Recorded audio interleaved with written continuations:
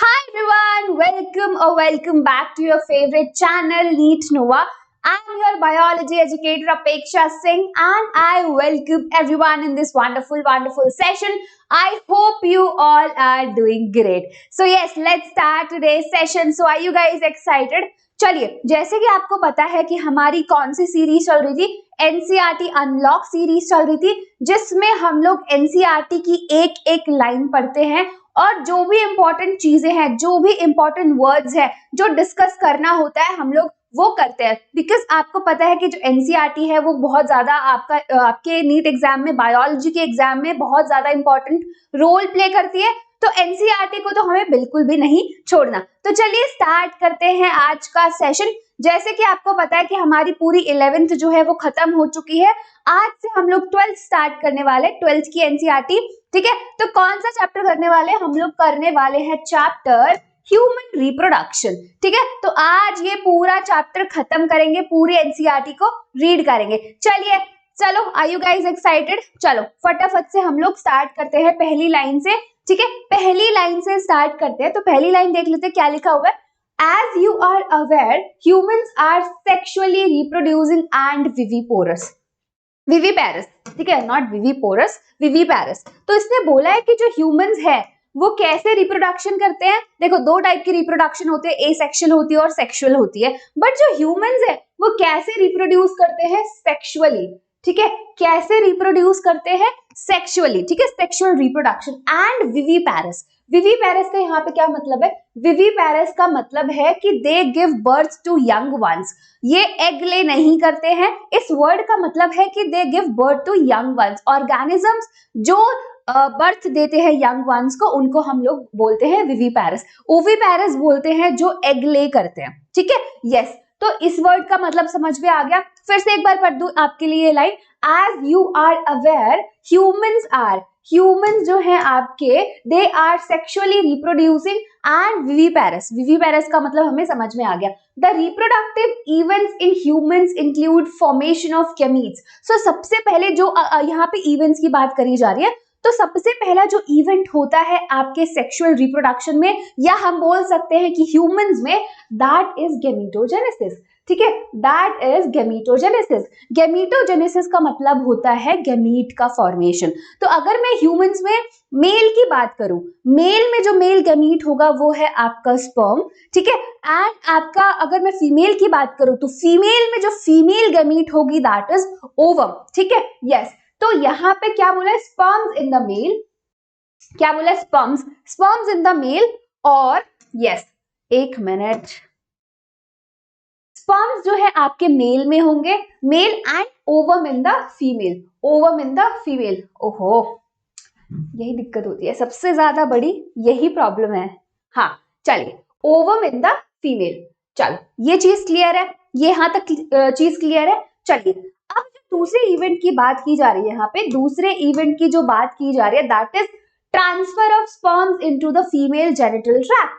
अब गैमीट बन गया। ठीक है, गैमीटोजेनेसिस हो गया है। अब उस गैमीट को ट्रांसफर करना है। ठीक है, अब जैसे कि आपको पता है जो ओवम है, जो फीमेल गैमीट है, वो नॉन मोटाइल है, वो मूव नहीं करता। तो किसको आना पड़ेगा? किसको आना पड़ेगा? मेल गैमीट को आना पड़ेगा, आपके स्पर्म को आना पड़ेगा। ठीक है, तो अब उसका ट्रांसफर कैसे करवाएं? ठीक है, अब जैसे दोनों अलग अलग है, ठीक है, मेल अलग है, फीमेल अलग है, अब उसका ट्रांसफर भी तो करवाना है। मेल और फीमेल गैमीट को फ्यूजन भी करवाना है, तो उससे पहले आपको ट्रांसफर कराना पड़ेगा। तो इन female, okay, transfer of sperms, यहाँ पे बोला है transfer of sperms into the female genital tract, that is called insemination. Yes, इस वर्ड को ध्यान से याद रखना। यस, इस वर्ड को आपको ध्यान से याद रखना है। इंसेमिनेशन का मतलब होता है कि जब आप मेल गैमीट को फीमेल के genital tract, that is vagina, उसमें ट्रांसफर करवाते हो।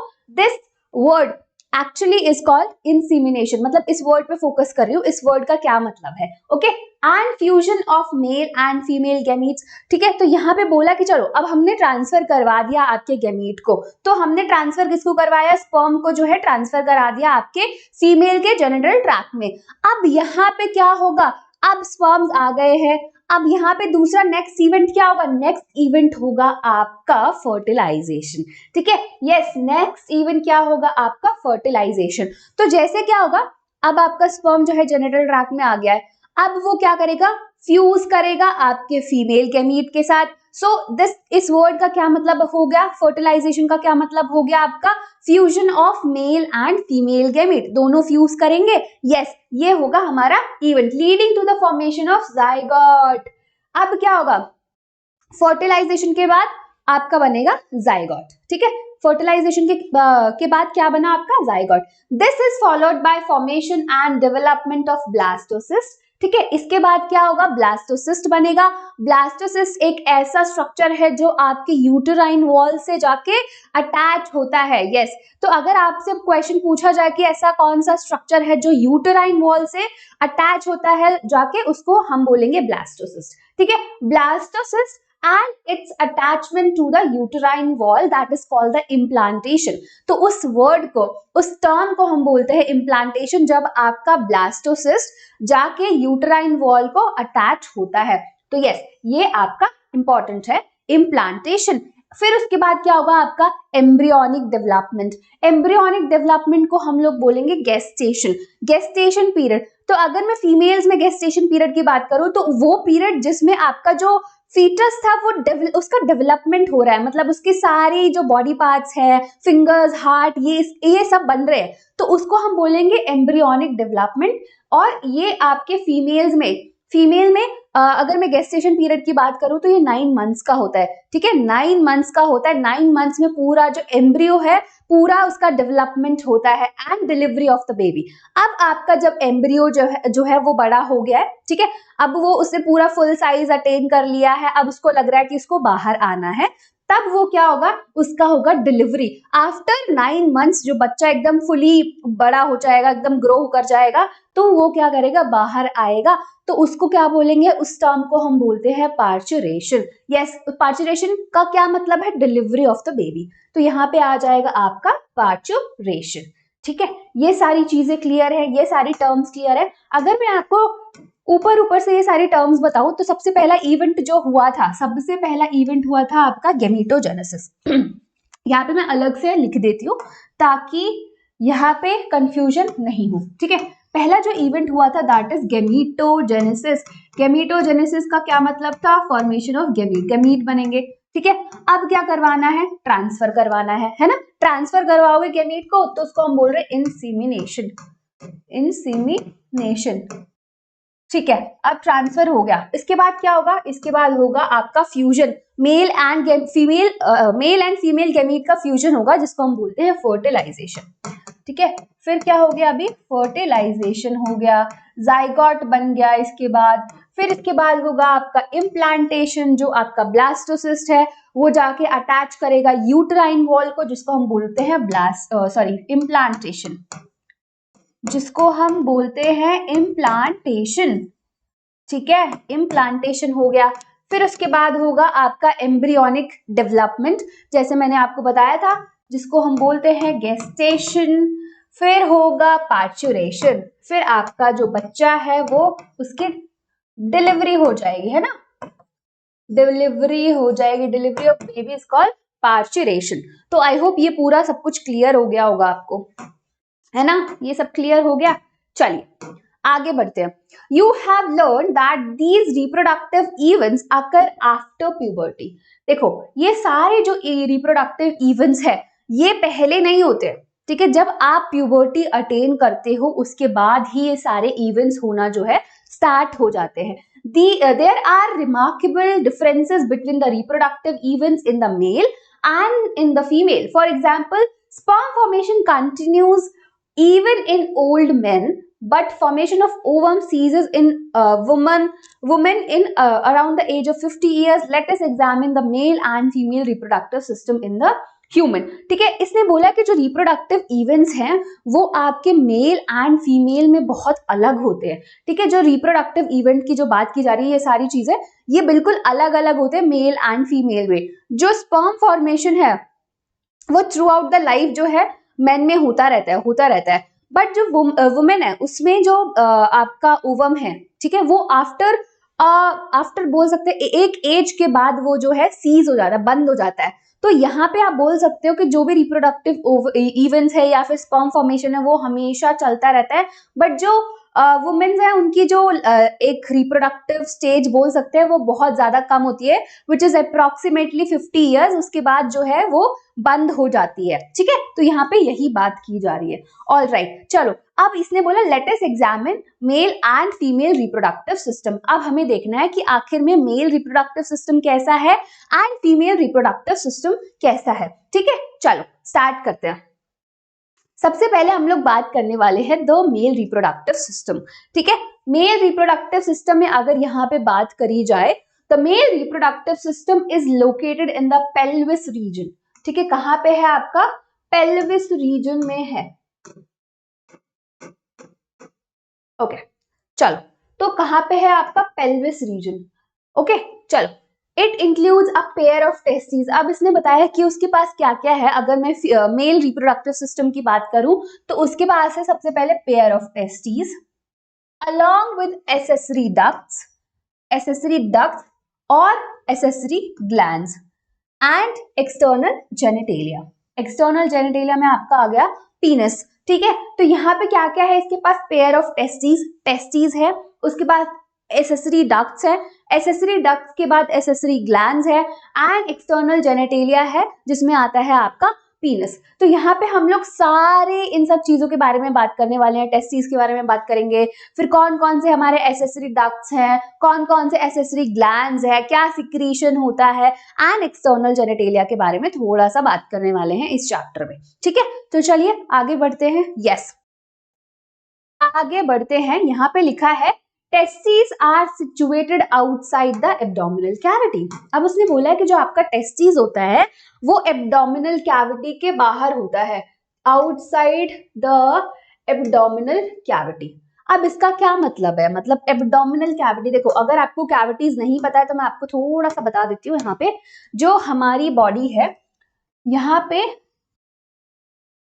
पे बहुत सारी कैविटीज, मतलब जो भी ऑर्गन्स है, जो भी हमारे ऑर्गन्स है वो ऐसे ही नहीं है। ठीक है, उनके लिए एक अच्छी सी कैविटी बना के रखे, मतलब उनके लिए एक अच्छा सुंदर सा घर बनाया हुआ है। उन्होंने बोला कि भाई तुम्हें रहना है तो इसमें रहना पड़ेगा। ठीक है, मतलब एग्जाम्पल दे रही हूँ ऐसा। ठीक है, चलो यहाँ पे देखते हैं। यस, तो अगर मैं इस कैविटी की बात करूं तो ये होती है थोरैसिक कैविटी। ठीक है, ये हो गई आपकी थोरैसिक कैविटी जिसमें आपका लंग्स वगैरह आ जाता है। ठीक है, फिर यहाँ पे होता है आपका एब्डोमिनल कैविटी। एब्डोमिनल कैविटी में स्टमक हो गया, ये सब चीजें आ जाता है एब्डोमिनल कैविटी। इसके नीचे जो है इसको हम बोलते हैं पेल्विक कैविटी, जिसमें आपका रिप्रोडक्टिव स्ट्रक्चर आते हैं। ठीक है, रिप्रोडक्टिव स्ट्रक्चर आते हैं। तो ये चीज आपको समझ में आ गई, ये वाली थोरैसिक कैविटी हो गई, ये वाली एब्डोमिनल, ये वाली पेल्विक कैविटी। तो यहाँ पे बोला जा रहा है जो आपका टेस्टिस है, जो टेस्टिस है वो कहाँ पे लोकेटेड है? आपकी पेल्विक कैविटी में, मतलब यहाँ पे आपके जो है टेस्टिस होंगे। अब क्यों है ये प्रेजेंट यहाँ पे? क्यों आउटसाइड है? क्यों एब्डोमिनल कैविटी में नहीं है जहां पे सारे रिप्रोडक्टिव स्ट्रक्चर्स थे, वो वहां पे क्यों नहीं है? मतलब एब्डोमिनल कैविटी में, मतलब रिप्रोडक्टिव स्ट्रक्चर्स नहीं, मैं ऐसे पूछ रही हूँ क्यों एब्डोमिनल कैविटी में नहीं है। ठीक है, with in a pouch called scrotum. ठीक है, अब यहाँ पे एक पाउच है जिसके अंदर आपके टेस्टिस होते हैं, मतलब एक पाउच जैसा स्ट्रक्चर है जिसने टेस्टिस को संभाल के रखा है या फिर प्रोटेक्ट करता है ना, तो स्क्रोटम। चलिए, the scrotum helps in maintaining the low temperature of testes which is 2 to 2.5 lower than the normal internal temperature।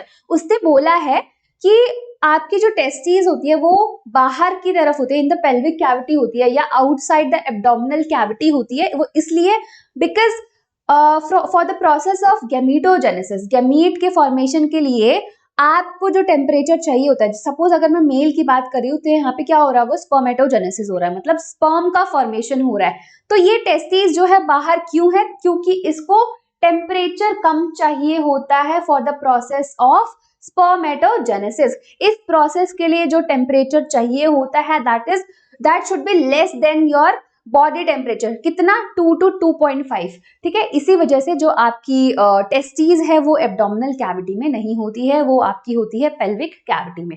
ठीक है, यस। तो ये चीज क्लियर हो गई। 2 से 2.5 lower than the normal internal body temperature necessary for spermatogenesis. किसके लिए नेसेसरी है? आपके स्पर्म फॉर्मेशन के लिए जरूरी है, इसी वजह से ये टेस्टिस जो है बाहर होती है। ठीक है। In adult each testis is oval in shape. अगर आपसे शेप पूछा जाए तो टेस्टिस का जो शेप होता है वो ओवल होता है। ठीक है, ऐसा कुछ शेप होता है, ओवल शेप की होती है, ओवल। ठीक है, यस। चलिए, यहाँ पे इसने बोला है कि ओवल शेप में है, और क्या बोला है इसने? With a length of about 4 to 5 centimetre. अब इसकी अगर मैं लेंथ की बात करूं तो length is about 4 to 5 centimetre and a width is about 2 to 3 centimetres. तो अगर मैं लेंथ की यहाँ पे बात करूं, लेंथ कितनी है? 4 to 5 सेंटीमीटर है, एंड अगर मैं विड्थ की बात करूं तो वो है 2 to 3 centimetres. The testis is covered by a dense covering. फिर यहाँ पे इसने बोला है कि जो टेस्टिस है वो एक डेंस कवरिंग से कवर है। Each testis has about 250 compartments called the testicular lobules। यहाँ पे टेस्टिस के बारे में बात करी जा रही है कि यहाँ पे टेस्टिस में 250 कंपार्टमेंट्स होते हैं जिसको हम बोलते हैं टेस्टिकुलर लोब्यूल्स। तो एक बार आपको ये दिखाती हूँ कि कहाँ पे है, डायग्राम होगा, डायग्राम होगा, यस, यहाँ पे ये वाला अगर आपको स्ट्रक्चर दिख रहा है ये वाला, तो ये जो आपको जो स्ट्रक्चर दिख रहा है, दिस स्ट्रक्चर, ये सारे आपके टेस्टिकुलर लोब्यूल्स है। ठीक है, सारे आपके क्या है? टेस्टिकुलर लोब्यूल्स है। तो कितना बोला उसने? 250 कंपार्टमेंट्स होते हैं। ठीक है, 250। तो ऐसे ये बने हुए हैं सारे। ठीक है, ये चीज समझ में आ गई। यहाँ पे आते हैं, फिर दोबारा से आ जाते हैं। Yes, 250 compartment which is called the testicular lobules. चलिए आगे बढ़ते हैं हम लोग, इस पे हम लोग बाद में आएंगे, पहले सारी चीजें पढ़ लेते हैं, उसके बाद मैं आपको डायग्राम दिखाऊंगी, फिर ज्यादा इजी से समझ में आएगा। ठीक है, तो अभी इसको हम लोग छोड़ देते हैं। चलिए आगे देखते हैं। Each lobule contain 1 to 3 highly coiled seminiferous tubules. अब उसने क्या बोला है? उसने बोला है कि ईच लोब्यूल, अभी उसने बोला 250 कंपार्टमेंट्स होते हैं, मतलब जो ऐसे वाले जो स्ट्रक्चर्स थे, ऐसे वाले जो स्ट्रक्चर्स थे, ये तो थे आपके टेस्टिकुलर लोब्यूल्स, टेस्टिकुलर लोब्यूल्स थे ये।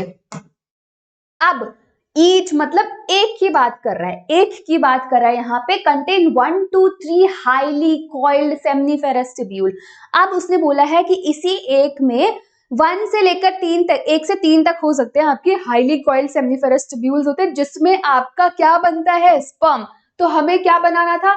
हमें बनाना था स्पर्म, जो हमारा मेन मकसद था, है ना, क्योंकि क्या है आपका? मेल गैमीट है। तो स्पर्म बनाने की जगह आपको पता चल गई। ठीक है, कहाँ पे बन रहा है आपका स्पर्म, ये हमें पता चल गया, सेमनीफेरस ट्यूब्यूल्स में बन रहा है, इन विच स्पर्म्स आर प्रोड्यूस, जहां पे आपके स्पर्म का प्रोडक्शन होता है। अभी हम लोग ये भी देखने वाले हैं आगे कि स्पर्म कैसे बनता है। ऑलराइट, चलिए।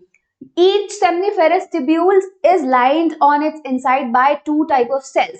अब उसने बोला है कि जो आपका सेमनीफेरस ट्यूब्यूल है वो 2 टाइप के सेल से लाइन होता है, या फिर आप बोल सकते हो 2 तरह के सेल्स आपको मिलते हैं सेमनीफेरस ट्यूब्यूल्स में। पहला तो हो गया मेल जर्म सेल। ठीक है, पहले सेल की अगर मैं बात करूं, तो पहला हो गया आपका male germ cell, that is sperm. ठीक है, which is not sperm, male germ cell यहाँ पे बात करी जा रही है, विच इज कॉल्ड स्पर्मेटोगोनिया। आपका जो गैमीट है दैट इज स्पर्म। यहाँ पे मेल जर्म सेल की बात करिए, स्पर्मेटोगोनिया एंड सर्टोली सेल्स। ठीक है, दूसरे कौन से सेल्स है? सर्टोली सेल्स है। यस, तो कौन से 2 टाइप के सेल्स हो गए आपके? मेल जर्म सेल, जिनको हम बोलते हैं स्पर्मेटोगोनिया, एंड आपका दूसरा जो सेल है दैट इज सर्टोली सेल। अच्छा, the male germ cells undergo meiotic division. यहाँ पे बोला मेल जर्म सेल मतलब स्पर्मेटोगोनिया जो है वो कौन से सेल डिवीजन से डिवाइड होता है? Meiotic cell division. ठीक है, meiotic division finally leading to the sperm formation. फिर ये क्या करता है? कौन सा सेल डिवीजन होता है आपका? मियोटिक सेल डिवीजन होता है, जिसकी वजह से लास्ट में जो स्ट्रक्चर मिलता है दैट इज स्पर्म। ठीक है, जो हमारा मेल गैमीट है। While Sertoli cell provide nutrition to the germ cell। बाकी जो सर्टोली सेल है, अगर उसका फंक्शन पूछा जाए, अगर आपसे पूछा जाए तो आप क्या बताओगे कि वो क्या करता है? न्यूट्रिशन प्रोवाइड करता है आपके डेवलपिंग जर्म सेल को। ठीक है, या फिर आप बोल सकते हो जर्म सेल। किसको न्यूट्रिशन प्रोवाइड करता है? आपके जर्म सेल को, ठीक है। The region outside the seminiferous tubules are called interstitial spaces. Yes, एक बार हम लोग डायग्राम देख ले, यहाँ पे डायग्राम है, यस ये रहा हमारा डायग्राम, ठीक है। यहाँ पे इंटरस्टिशियल, ये जो है, ये देखो, ये सॉरी एक मिनट, यस। तो अगर मैं यहाँ पे स्पर्मेटोगोनिया की बात करूं, देखो ये तो आपका हो गया, और यार सेम कलर हो गया ये तो, ठीक है। यहाँ पे सेमनीफेरस ट्यूब्यूल है, ये वाला आपका सेमनीफेरस ट्यूब्यूल है पूरा, ठीक है। यहाँ पे ये जो लास्ट में ये वाले स्ट्रक्चर्स दिख रहे हैं, ठीक है, ये सेल जो है ये है आपके स्पर्मेटोगोनिया, ठीक है। आपके क्या है? Male germ cells, that is spermatogonia. तो यहाँ पे ये सारे जो सेल्स हैं जो लाइंड है, ये है आपके स्पर्मेटोगोनिया, ठीक है। यहाँ पे ये जो आपको दिख रहे हैं, ये है आपका, ये वाले सेल जो है, ये है आपका स्पर्मेटोजोआ, मतलब स्पर्म, मेल गैमीट है आपका, ठीक है। तो ये है आपका स्पर्मेटोजोआ। अब यहाँ पे एक आपका सेमनीफेरस ट्यूब्यूल है, यहाँ पे सर्टोली सेल्स भी दिख रहे हैं, ठीक है, जो आपको न्यूट्रिशन प्रोवाइड करते हैं आपके मेल जर्म सेल को, ठीक है। जर्म सेल को आपके न्यूट्रिशन प्रोवाइड करते हैं, राइट। तो ये तो आपका एक सेमनीफेरस ट्यूब्यूल हो गया, ऐसे बहुत सारे सेमनीफेरस ट्यूब्यूल है यहाँ पे, यस, यहाँ पे बहुत सारे सेमनीफेरस ट्यूब्यूल है। अब इनके बाहर ये जो स्पेस है, इसके बाहर जो ये स्पेस है, इसको हम बोलते हैं, यहाँ पे जो सेल्स, इस स्पेस को बोलते हैं इंटरस्टिशियल स्पेस, और यहाँ पे कुछ सेल्स प्रेजेंट होते हैं जिनको हम बोलते हैं इंटरस्टिशियल सेल्स, ठीक है। क्या बोलते हैं? Interstitial sales. चलिए अब हम लोग वापस जाते हैं वहां पे हम लोग वापस जाते हैं और देखते हैं क्या बोला जा रहा है। Alright, contain small blood vessels and interstitial cells, ठीक है। क्या इसने बोला कि वो उस स्पेस को बोलते हैं हम लोग, क्या बोलते हैं उस स्पेस को हम लोग बोलते हैं इंटरस्टिशियल स्पेसेस, एंड वहां पे जो सेल्स हैं उनको हम बोलते हैं इंटरस्टिशियल सेल्स, और उसका दूसरा नाम है लेडिंग सेल्स, ठीक है। क्या है उसका नाम? Leydig cells. अब इनका क्या फंक्शन है? लेडिंग सेल्स का क्या फंक्शन है, ठीक है, क्या सिग्निफिकेंस है, क्या ऐसा काम करते हैं आपके Leydig cells? Leydig cells synthesize and secrete testicular hormones called androgen, ठीक है। तो टेस्टोस्टेरोन का जो है सिंथेसिस करते हैं एंड सिक्रीट करते हैं आपके लेडिंग सेल। तो अगर आपसे फंक्शन पूछा जाए कि इंटरस्टिशियल सेल्स और लेडिंग सेल का क्या फंक्शन है, तो आप बोल सकते हो कि synthesis and secretion of androgens या टेस्टोस्टेरोन, ठीक है, टेस्टिकुलर हार्मोन्स। चलिए, other immunologically competent cells are also present. उसके अलावा आपके इंटरस्टिशियल स्पेसेस में ब्लड वेसल्स प्रेजेंट होते हैं, इंटरस्टिशियल सेल्स और लेडिंग सेल्स प्रेजेंट होते हैं, और उसके अलावा भी और सेल्स भी प्रेजेंट होते हैं। ऑलराइट, यहाँ तक चीजें क्लियर है, ठीक है, यहाँ तक सारी चीजें क्लियर है। अब इस पे आते हैं। चलिए अब यहाँ पे हम लोग, एक मिनट, थोड़ा सा डायग्राम हम लोग देख लें। चलो ठीक है, इस पे बाद में ही आएंगे, पहले पूरा पढ़ लेते हैं, फिर अच्छे से डायग्राम आपको क्लियर हो जाएगा। यस, इसको हम लोग बाद में करते हैं, ये भी हम लोग बाद में करेंगे। चलिए, अब हम लोगों ने टेस्टिस देख लिया, यहाँ पे आप लोग हम देखने वाले हैं मेल एसेसरी डक्ट्स कौन कौन से हैं एंड क्या फंक्शन है, ठीक है। मेल एसेसरी डक्ट्स कौन से हैं एंड उनका क्या फंक्शन है। Yes, the male sex accessory ducts, अगर मैं सेक्स एसेसरी डक्ट्स की बात करूं तो उसमें आपका आता है रीटेस्टिस, ठीक है। क्या क्या है? रीटेस्टिस, फिर है आपका vasa efferentia, epididymis, yes, epididymis and vas deferens, ठीक है। वास डिफरेंस, क्या क्या आया आपके एसेसरी डक्ट में? आपका आया रीटेस्टिस, वासा इफरेंशिया, फिर एपिडिडामिस एंड वास डिफरेंस, ये सारे आपके मेल एसेसरी डक्ट्स हैं, ठीक है। चलिए, the seminiferous tubule of testis opens into vasa efferentia, जो अभी मैंने आपको जो स्ट्रक्चर दिखाया सेमनीफेरस ट्यूब्यूल का, वो कहाँ पे ओपन होता है? आपके वासा इफरेंशिया में, थ्रू रीटेस्टिस। किसके थ्रू? रीटेस्टिस के through. The vasa efferentia leave the testis and open into epididymis. Yes, कहाँ पे ओपन होता है? एपिडिडामिस। क्या? जब वो टेस्टिस को लीव कर देता है, मतलब टेस्टिस से बाहर आता है, और किसमें ओपन होता है? आपके epididymis. Epididymis located along the posterior surface of each testis. तो अगर मैं यहाँ पे टेस्टिस बनाऊं, यहाँ पे या फिर डायग्राम में दिखाया हुआ है, यस देखो ये आपका टेस्टिस है ये आपका टेस्टिस है, ठीक है। तो यहाँ पे जो स्ट्रक्चर आएगा, यस यहाँ पे दिया होगा, yes this is the epididymis, ठीक है। ये है आपका एपिडिडामिस। यहाँ पे टेस्टिकुलर लोब्यूल्स हो गया, फिर ये रीटेस्टिस हो गया।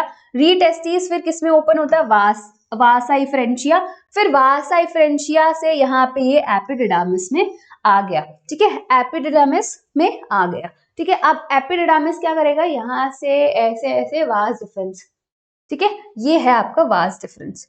चलिए कहाँ पे थे हम लोग, along the posterior surface of each testis the epididymis leads to vas difference, ठीक है, it leads to vas difference that ascend to the abdomen and loops over urinary bladder. It receive a duct from the seminal vesicle and opens into urethra as a ejaculatory duct, ठीक है। yes ये चीज clear हुई। These ducts store and transport the sperms from the testes to the outside through the urethra. The urethra originates from the urinary bladder and extends through the penis to extend opening called urethral meatus. ये चीज clear हुआ कि नहीं? चलिए एक बार हम लोग थोड़ा सा डायग्राम देख लेते तो ज्यादा अच्छे से यहाँ पे क्लियर हो जाएगा, ठीक है। यस चलिए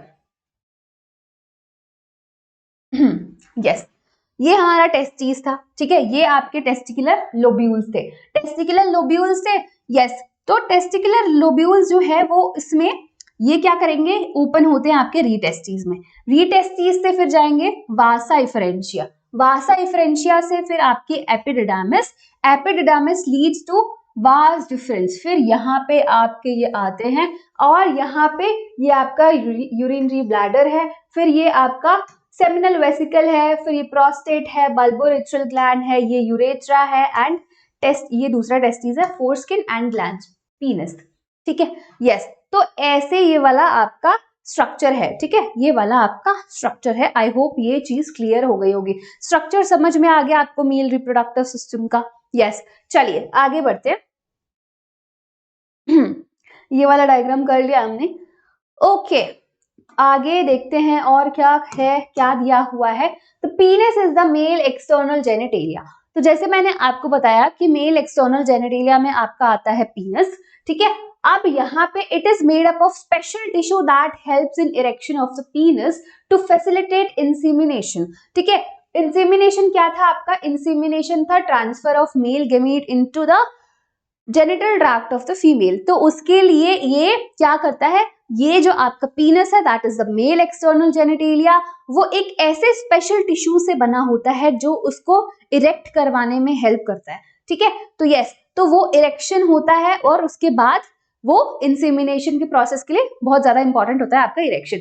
the enlarged end of the penis is called the glans penis. यहाँ पे अगर हम लोग आते हैं, अगर स्ट्रक्चर दिया हुआ है, ग्लैंस पीनस दिखाया हुआ है, यस ये जो बोला है ये दिस स्ट्रक्चर,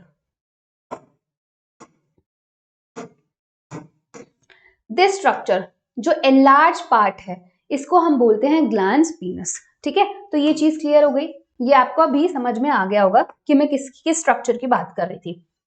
ओके चलिए glans penis is covered by a loose fold of skin which is called the foreskin, ठीक है। लूज फोल्ड ऑफ स्किन से कवर होता है जिसको हम बोलते हैं foreskin. The mail accessory glands, अब यहाँ पे मेल एक्सटर्नल जेनिटेलिया खत्म हो गया है, वहां पे हम लोगों ने पीनस की बात की थी, वो एक स्पेशल टिश्यू से मिलकर बना होता है जो क्या करवाता है, आपका इरेक्शन करवाता है for the process of insemination which is very important, ठीक है। अगर ट्रांसफर नहीं होगा मेल गैमीट का इन द फीमेल जेनिटल ट्रैक्ट तो फर्टिलाइजेशन नहीं होगा, बाकी के सेक्सुअल इवेंट्स, रिप्रोडक्टिव इवेंट्स नहीं होंगे, राइट। तो यहाँ पे हम लोगों ने बात की कि वो इरेक्ट करवाते हैं एंड, और दूसरी चीज क्या बात की, enlarged end of the penis is called the glans penis and is covered by a loose skin, loose fold of skin जिसको हम बोलते हैं फोरस्किन। ओके अब आते हैं हम लोग मेल एसेसरी डक्ट पे, ठीक है, नो सॉरी ग्लैंड्स पे, डक्ट तो हम लोगों ने पढ़ लिया है। Male accessory glands include the paired seminal vesicle, ठीक है। पहला paired seminal vesicle, a prostate and paired bulbourethral glands. तो हमारे पास 3 एसेसरी ग्लैंड्स है। पहला तो हो गया पेयर ऑफ सेमिनल वेसिकल, दूसरा हो गया प्रोस्टेट एंड तीसरा हो गया आपका paired bulbourethral gland. Secretion of these glands constitute the seminal plasma, which is rich in fructose, calcium और certain enzymes। तो अभी यहाँ पे जो ये जो ग्लैंड्स है ये क्या करते हैं, ये सिक्रीशंस आपके सिक्रीशंस जो आपका जो भी आपका सीमेन आ रहा है, ठीक है, जो भी आपका आ रहा है उसमें क्या करते हैं, सिक्रीट करते हैं, which is rich in fructose. फिर आपका कैल्शियम और सर्टेन एंजाइम्स जो आपका एक्रोसोमल रिएक्शन के टाइम पे काम करता है। This secretion of bulbourethral gland also help in the lubrication of the penis. ठीक है, ये जो आपका बल्बोरेट्रल ग्लैंड है वो जो सिक्रीट करता है, जो हेल्प करता है ल्यूब्रिकेशन में। Lubrication is a very important thing. अगर ल्यूब्रिकेशन नहीं होगा तो कोइटस नहीं हो पाएगा, राइट?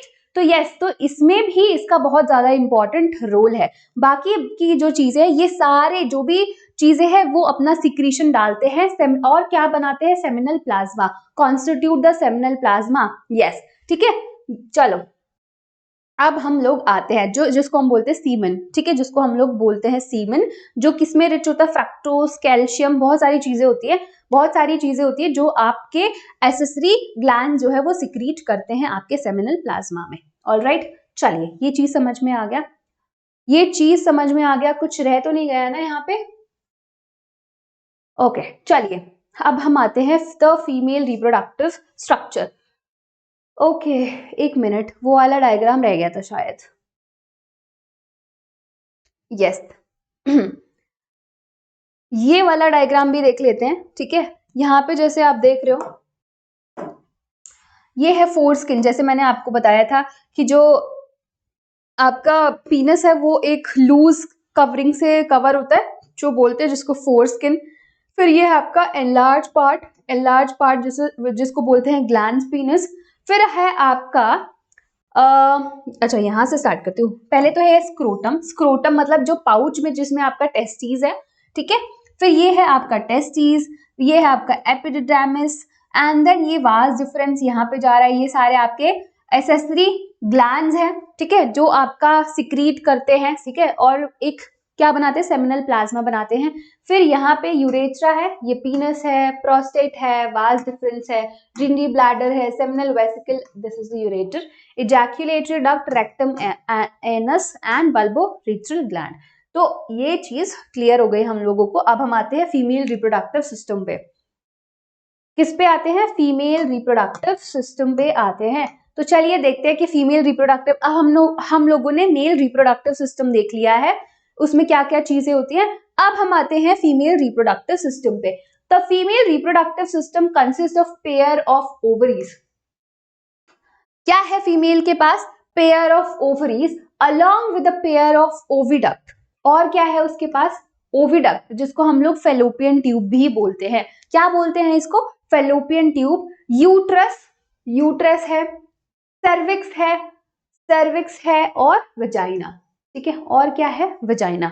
तो फिर से बताती हूँ क्या क्या है फीमेल रिप्रोडक्टिव सिस्टम में। सबसे पहले तो पेयर ऑफ ओवरीज है, दूसरा है फेलोपियन ट्यूब या फिर ओविडक्ट, तीसरा है आपका यूट्रस, चौथा है आपका सर्विक्स एंड वेजाइना। ओके, चलिए। एंड एक्सटर्नल जेनिटेलिया में आपका आ जाता है मेमरी ग्लैंड्स। एक्सटर्नल जेनिटेलिया में आ जाता है आपका mammary glands located in the pelvic region. These parts of system along with the pair of mammary glands are integrated structurally and functionally to support the process of ovulation।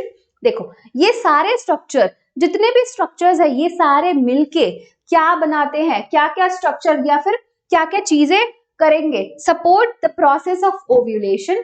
Process of ovulation मतलब जिस time पे आपका ovum release हो रहा है उसको हम लोग बोल रहे हैं ओव्यूलेशन। देन फर्टिलाइजेशन, फर्टिलाइजेशन भी आपका कहाँ पे हो रहा है, फैलोपियन ट्यूब में। प्रेगनेंसी कहाँ पे हो रहा है, प्रेगनेंसी हो रहा है आपके यूट्रस में, है ना। प्रेगनेंसी कहाँ पे, इम्प्लांटेशन कहाँ पे हो रहा है, आपका यूट्रस में। फिर बर्थ हो रहा है, ठीक है। बर्थ का मतलब कि आपका जो बेबी हो रहा है, मतलब जिसको delivery of the baby which is called the parturition, वो कहाँ से हो रहा है, आपके वेजाइना से, ठीक है, वेजाइना से हो रहा है। एंड चाइल्ड केयर में क्या आपका आएगा, external genitalia, that is the mammary glands, ठीक है, मेमोरी ग्लैंड्स आएंगे आपके। ये सारे स्ट्रक्चर्स जो हैं मिलके सपोर्ट करते हैं ये सारे प्रोसेस को।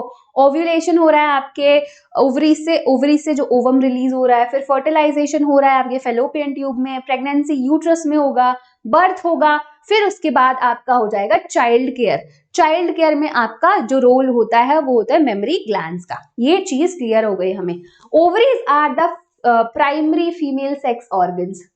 अगर आपसे प्राइमरी फीमेल सेक्स ऑर्गन की बात करें तो हम लोग बोलेंगे क्या, ओवरीज। अगर मेल के प्राइमरी सेक्स ऑर्गन्स की बात करें तो क्या होगा, वो टेस्टिस, है ना, टेस्टिस होगा। तो यहाँ पे प्राइमरी फीमेल सेक्स ऑर्गन है दैट इज ओवरीज। ये चीज क्लियर है। Okay, that produce the female gamete.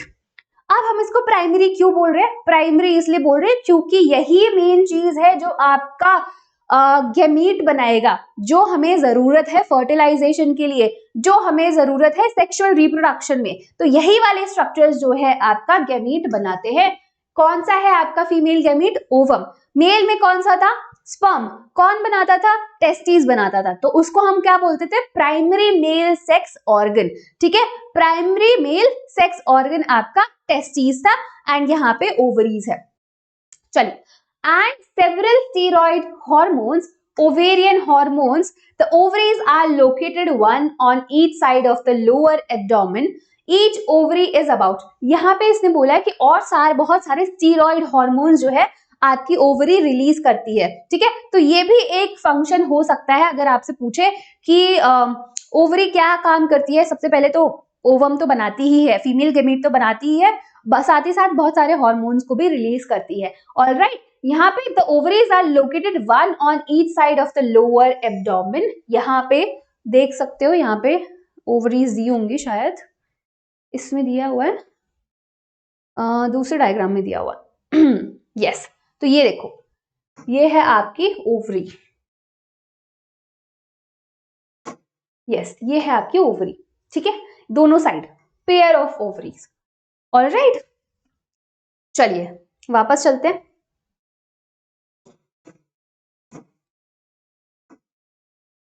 Okay, lower abdomen, each ovary is about 2 to 3 centimetre in length. अगर आपसे लेंथ पूछी जाए ओवरी की तो क्या बताओगे, 2 to 4 centimetre in length, 2 to 4 centimetre in length and is connected to pelvic wall and uterus by ligaments.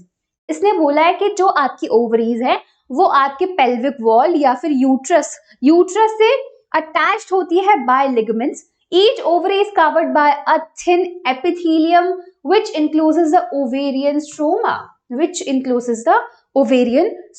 The stroma is divided into two zones, a peripheral cortex and inner medulla. तो जो आपका stroma है वो दो parts में divided है। पहला तो हो गया आपका पेरिफेरल कॉर्टेक्स एंड दूसरा हो गया इनर मेड्यूला, ठीक है। तो अभी हम लोग वो भी स्ट्रक्चर देखने वाले हैं, ओवरी का पूरा स्ट्रक्चर देखेंगे, कैसे ओवम बनता है, oogenesis कैसे होता है, वो सारा हम लोग देखने वाले हैं, ठीक है। तो अभी आपको सिर्फ इतना याद रखना है क्या क्या है हमारे फीमेल रिप्रोडक्टिव सिस्टम में। पहला तो हो गया पेयर ऑफ ओवरीज, जो क्या है आपका प्राइमरी फीमेल सेक्स ऑर्गन। दूसरा हो गया ओविडक्ट या फिर फेलोपियन ट्यूब, फिर यूट्रस हो गया, सर्विक्स हो गया और वेजाइना हो गया। ये सारी चीजें along with the pair of mammary glands, ठीक है, जो चाइल्ड केयर में हेल्प आता है, जो चाइल्ड केयर में उसका रोल होता है। चलिए आगे देखते हैं। ये तो हो गया आपका डायग्राम। फिर यहाँ पे आते हैं, यहाँ पे देखते हैं क्या लिखा हुआ है, ठीक है। यहाँ पे देखते हैं क्या लिखा हुआ है, द ओविडक्ट्स फेलोपियन ट्यूब्स, ठीक है। ओविडक्ट्स जो है जिसको हम फेलोपियन ट्यूब्स भी बोलते हैं, uterus and vagina constitute the female accessory ducts. तो अगर यहाँ पे पूछा जाए फीमेल रिप्रोडक्टिव सिस्टम में पूछा जाए कि एसेसरी डक्ट्स कौन से हैं तो क्या बताओगे, fallopian tube, uterus, cervix and vagina, ठीक है, cervix and vagina. Each fallopian tube is about 10 to 12 centimetre long. जो आपकी फेलोपियन ट्यूब है, एक फेलोपियन ट्यूब की अगर लेंथ की बात करें तो वो 10 से 12 सेंटीमीटर लॉन्ग है, ठीक है। And extend from the periphery of each ovary. कहां से एक्सटेंड करती है, periphery of each ovary to the uterus. तो अगर लेंथ पूछा जाए, अगर आपसे लेंथ पूछा जाए फेलोपियन ट्यूब की तो आपको ये नंबर याद रखना है, क्या है 10 to 12 centimetre in length. Okay, और कहां से एक्सटेंड हो रही है, कहां से एक्सटेंड हो रही है, आपके पेरिफेरी ऑफ द ओवरी से यूट्रस तक। मतलब ये एक ऐसा पाइप जैसा स्ट्रक्चर है जो आपके जो भी ओवम है, जो भी रिलीज हो रहा है आपके ओवरी से, उसको कहां ले जाती है, फिर वो वहां पे बहुत सारे इवेंट्स होते हैं, बहुत सारे स्ट्रक्चर्स बनते हैं, फिर वो आपको कनेक्ट करती है यूट्रस तक। तो अगर आप कनेक्शन की बात करोगे तो कौन है आपका कनेक्शन, यहाँ पे फेलोपियन ट्यूब है। ऑलराइट, ये चीज क्लियर हो गई हम लोगों को। चलो, the part closer to the ovary. अब ओवरी अब जो आपका फेलोपियन ट्यूब है उसके भी डिफरेंट डिफरेंट पार्ट्स है, ठीक है। तो अगर पहले पार्ट की यहाँ पे बात करी जा रही है, जो सबसे क्लोज है, जो सबसे पास है ओवरी की, that is the funnel shaped infundibulum, ठीक है, जिसको हम लोग बोलते हैं infundibulum. The edges of the infundibulum possess a finger like projection called fimbriae, ठीक है। तो अगर मैं इसका थोड़ा सा अगर स्ट्रक्चर यहाँ पे बनाती हूँ, फनल शेप्ड, तो जैसे ये आपका फेलोपियन ट्यूब है, ये है आपकी ओवरी, तो यहाँ पे क्या होगा, फनल शेप्ड, ऐसा फनल शेप, और ऐसे फिंगर लाइक प्रोजेक्शंस है। देखो ये क्या है आपका फिंगर लाइक प्रोजेक्शन, जिसको हम बोलते हैं फिम्ब्री। क्या बोला जाता है इसको, यस, फिम्ब्री बोला जाता है। तो ये क्या करता है, इसलिए क्या करता है, कलेक्ट करता है, ओवम को कलेक्ट करने में काम आता है ये स्ट्रक्चर, ठीक है। चलिए आगे बढ़ते हैं, आगे बढ़ते हैं कि क्या बोला जा रहा है। ओके, सो फिंगर लाइक प्रोजेक्शन, ये है finger like projection called fimbriae which help in collection of ovum after ovulation. जब ओव्यूलेशन होता है, जब ओवम रिलीज होता है आपके ओवरी से, उस टाइम पे फिम्ब्री जो है, फिंगर लाइक प्रोजेक्शन है जो कलेक्ट करता है आपके ओवम को। The infundibulum leads to a wider part of the oviduct called ampulla, ठीक है। यहाँ पे डिफरेंट पार्ट्स की बात की जा रही है आपकी फेलोपियन ट्यूब की। पहला तो था आपका इन्फांडिबुलम, एंड उसमें क्या थे, फिंगर लाइक प्रोजेक्शन, एजेस में फिंगर लाइक प्रोजेक्शंस, जिसको हम लोग फिम्ब्री बोलते थे, एंड वो क्या करवाते थे, कलेक्ट करते थे ओवम को। अब हम आते हैं थोड़ा सा ऊपर की साइड जाएंगे तो वाइडर रीजन है जिसको हम लोग बोलते हैं एम्प्यूला। फिर last part of the oviduct called isthmus, ठीक है। लास्ट पार्ट अगर आप ओविडक्ट की बात करोगे तो वो क्या है आपका इस्टमस है, has a narrow lumen and it join the uterus, ठीक है, इट जॉइन द यूट्रस।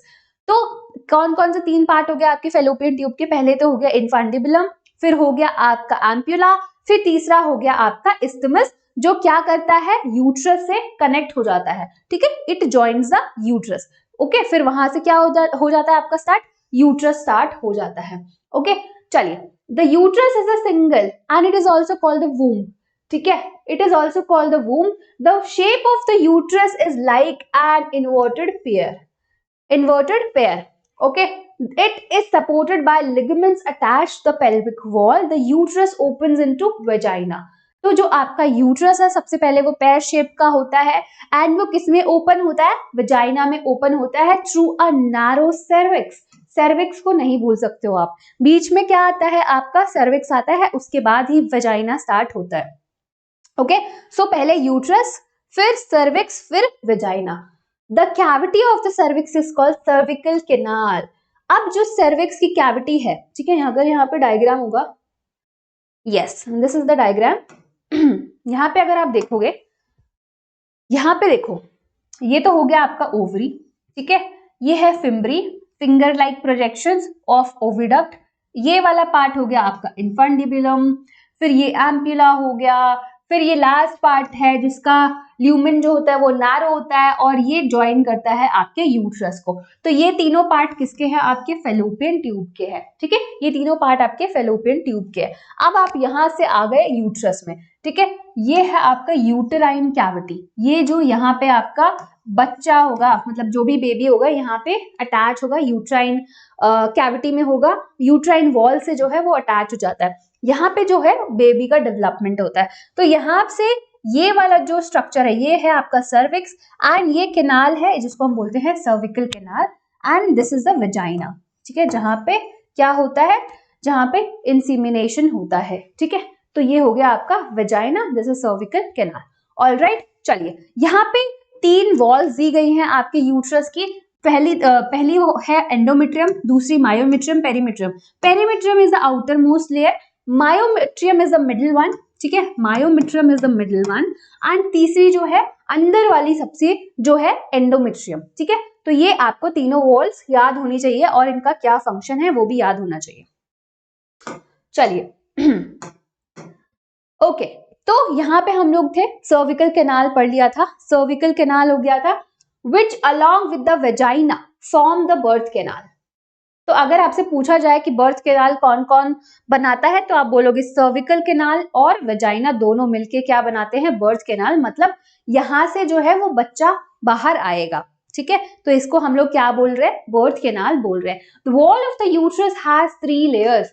जो आपका यूट्रस है उसकी 3 लेयर्स है, जैसे मैंने वहां पे बताया कौन कौन सी लेयर्स है, एंडोमेट्रियम, मायोमेट्रियम एंड पेरीमेट्रियम, ठीक है। तो यहाँ पे भी ये दिया गया है 3 layers of tissue। the external सबसे बाहर वाली thin membranous perimetrium, सबसे बाहर वाली को हम बोल रहे हैं पेरीमेट्रियम, ठीक है। middle thick layer of smooth muscle, middle thick layer of smooth muscle जो है आपकी मायोमेट्रियम, ठीक है।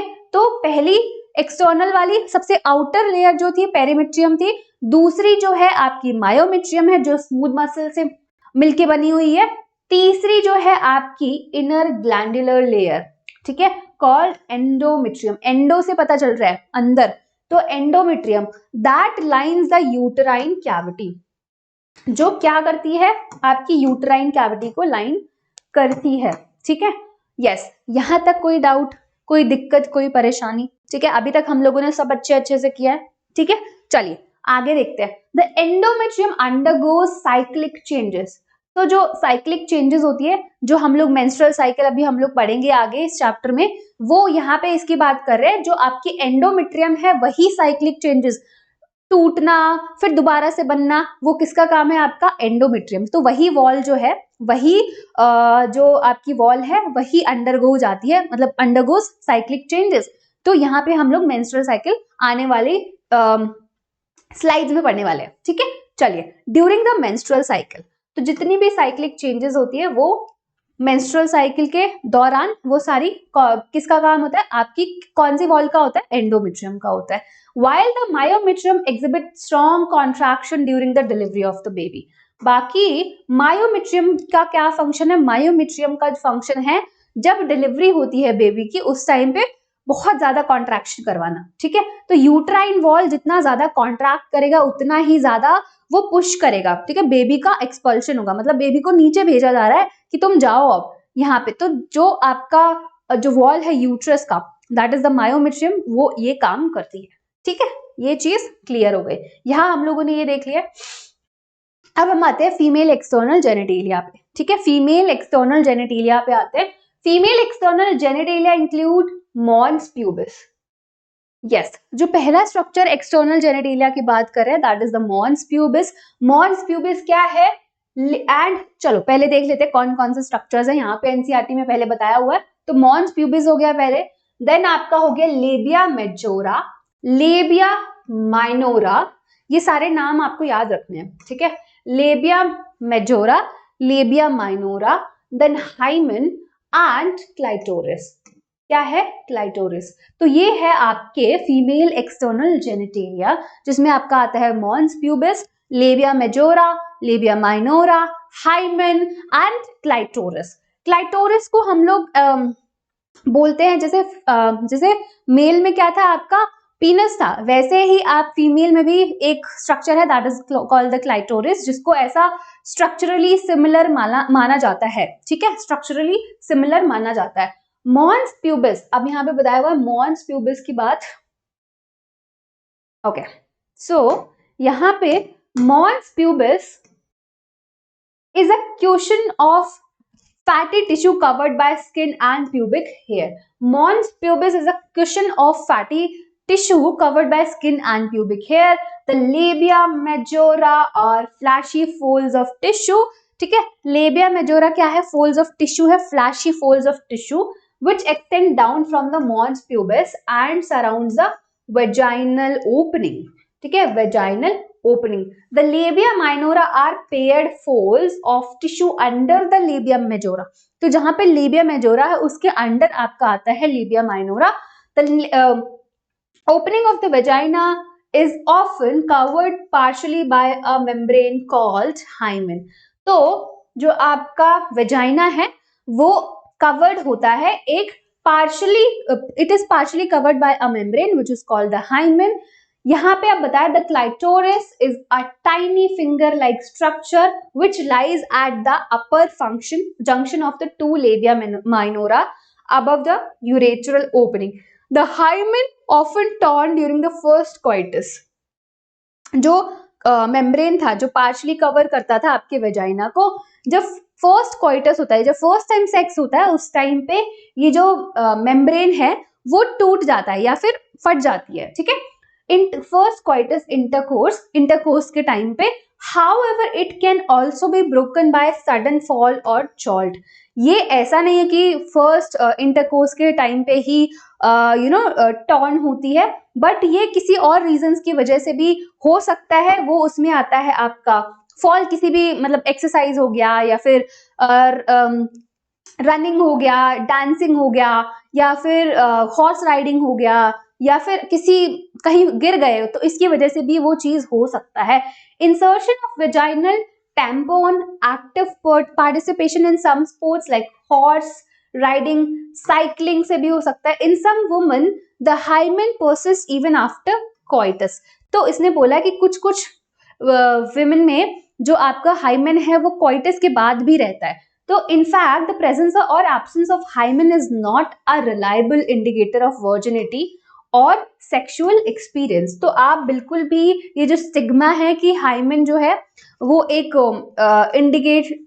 इंडिकेटर है कि आप वर्जिन हो या नहीं, ये बिल्कुल ही गलत है, बिकॉज वो किसी और रीजन से भी टर्न डाउन हो सकता है या फिर फट सकता है, ठीक है। तो यहाँ पे एक ही चीज नहीं है जो दैट इज द कोइटस, तो उसकी वजह से नहीं होता। कभी कभी कोइटस के बाद भी वो स्ट्रक्चर रहता है, परसिस्ट करता है, ऑलराइट।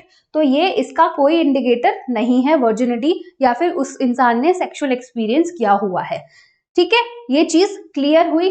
चलिए अब हम आगे आते हैं। यहाँ पे दिया हुआ है आपका मेमोरी ग्लैंड। यस, पहले क्या करते हैं हम लोग, मेमोरी ग्लैंड पढ़ लेते हैं, ठीक है, पहले पढ़ लेते हैं, उसके बाद उस स्ट्रक्चर पे जाएंगे, ठीक है। तो यहाँ पे A functional mammary gland is characteristic of all female mammals। किसका कैरेक्टरिस्टिक है? सारी फीमेल मैमल्स का। The mammary glands are paired structure, paired होती है, that contain glandular tissue and variable amount of fat। क्या क्या होता है इनके पास? glandular tissue होता है and variable amount of fat होता है, variable amount of fat। The glandular tissue of each breast is divided into 15 to 20 mammary lobes containing the cluster of cells called the alveoli। ठीक है, containing the cluster of cells called the alveoli। The cells of alveoli secrete milk which is stored in the cavities lumens of the alveoli। The alveoli opens into the mammary tubules and the tubules of each lobe join to form a mammary duct। Several mammary ducts join to form a wider mammary ampulla which is connected to lactiferous duct, through which milk is sucked out। तो ये हो गया आपका external genitalia, जिसकी बात करी जा रही है आपके फीमेल रिप्रोडक्टिव स्ट्रक्चर में, फीमेल रिप्रोडक्टिव सिस्टम में, that is the memory gland. तो यहाँ पे ये सारे स्ट्रक्चर्स दिए हुए हैं। एक बार आ जाते हैं, डायग्राम देख लेते हैं, ठीक है। तो जैसे मैंने आपको बताया था, जैसे उसमें बोला गया था, ये तो हो गया आपका कहाँ से स्टार्ट करें, यस, तो ये हो गया आपका फैट, ये फैट हो गया, ये है फैट, फिर ये है memory lobules, memory alveolus, memory duct, ampulla and lactiferous duct, और ये है निपल जहां से मिल्क क्या करते हैं, sucked out. And this is areola. तो ये है आपका मेमोरी ग्लैंड का स्ट्रक्चर, ठीक है। चलिए अब हम आते हैं अपने गेमीटोजेनेसिस पे। ठीक है, किस पे आते हैं, गेमीटोजेनेसिस पे। जो गेमीट का फॉर्मेशन होता है वो कैसे होता है हम लोगों को यहाँ पे देखना है। ओके, चलिए।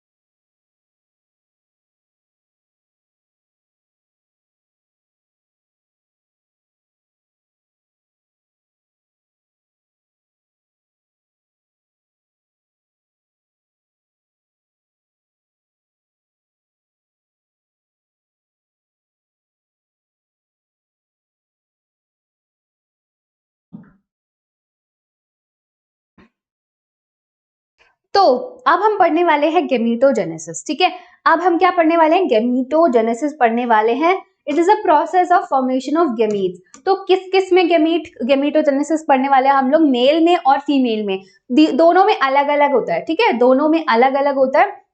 जो मेल का होता है जिसको हम बोलते हैं स्पर्मेटोजेनेसिस, यहाँ पे लिखा हुआ है, एक मिनट, यस।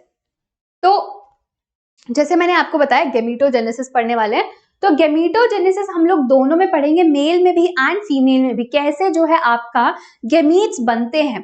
ठीक है, तो अगर मैं मेल की बात करूं तो मेल में जो गेमीट बनता है, कौन सा गेमीट है हमारा, स्पर्म है। ठीक है, तो उस प्रोसेस को हम बोलते हैं स्पर्मेटोजेनेसिस।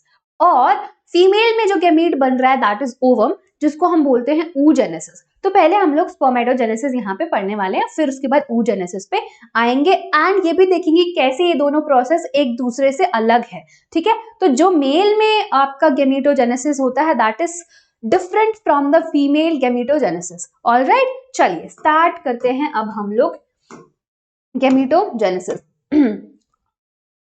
ओके, तो देखते हैं क्या लिखा हुआ है, द प्राइमरी सेक्स ऑर्गन्स। अगर मैं यहाँ पे मेल की बात करें तो प्राइमरी सेक्स ऑर्गन आपका क्या है, टेस्टिस है। राइट, मैंने बताया था क्या है आपका मेल में, टेस्टिस है। In the males and ovaries, ovaries क्या है फीमेल में, फीमेल में आपका प्राइमरी सेक्स ऑर्गन है। Okay, it produces gamete. ठीक है भाई, हमें पता है it produces gametes, sperm and ovum. जो मेल है वो क्या प्रोड्यूस करता है, स्पर्म, एंड फीमेल क्या प्रोड्यूस करती है, ओवम प्रोड्यूस करती है, respectively by the process called gametogenesis. इस प्रोसेस के थ्रू, इस प्रोसेस को हम बोलते हैं gametogenesis. In testis the immature male germ cell which is called the spermatogonia. तो यहाँ पे क्या है, स्पर्मेटोगोनिया है, इमेच्योर मेल जर्म सेल्स होते हैं। ये अंडरगो कौन से cell division, mitotic cell division, mitotic cell division करते हैं और अपना नंबर इंक्रीज करते हैं, सबसे पहला स्टेप।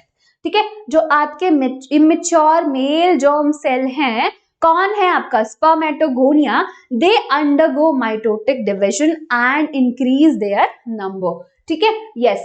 तो यहाँ पे क्या है, कहाँ पे थे हम लोग, spermatogonia produce sperm bye spermatogenesis that begins at puberty. तो यहाँ पे अगर मैं मेल की बात करूं, जो स्पर्मेटोजेनेसिस का प्रोसेस है वो कब होता है, इट बिगिंस एट प्यूबर्टी। जब आपका जो लड़का है वो प्यूबर्टी रीच कर जाएगा उसके बाद ही ये प्रोसेस होगा, उससे पहले ये प्रोसेस नहीं होगा। ठीक है, the spermatogonia which is the of course immature male germ cell present on inside wall of the seminiferous tubules. ठीक है, यहाँ पे देखो ये है आपका सेमनीफेरस ट्यूब्यूल। ठीक है, ये है आपका सेमनीफेरस ट्यूब्यूल, ये है आपका ये वाला जो स्ट्रक्चर है, ये जो स्ट्रक्चर है ये है आपका स्पर्मेटोगोनिया। ये क्या है आपका स्पर्मेटोगोनिया, जो क्या है इमेच्योर मेल जर्म सेल है।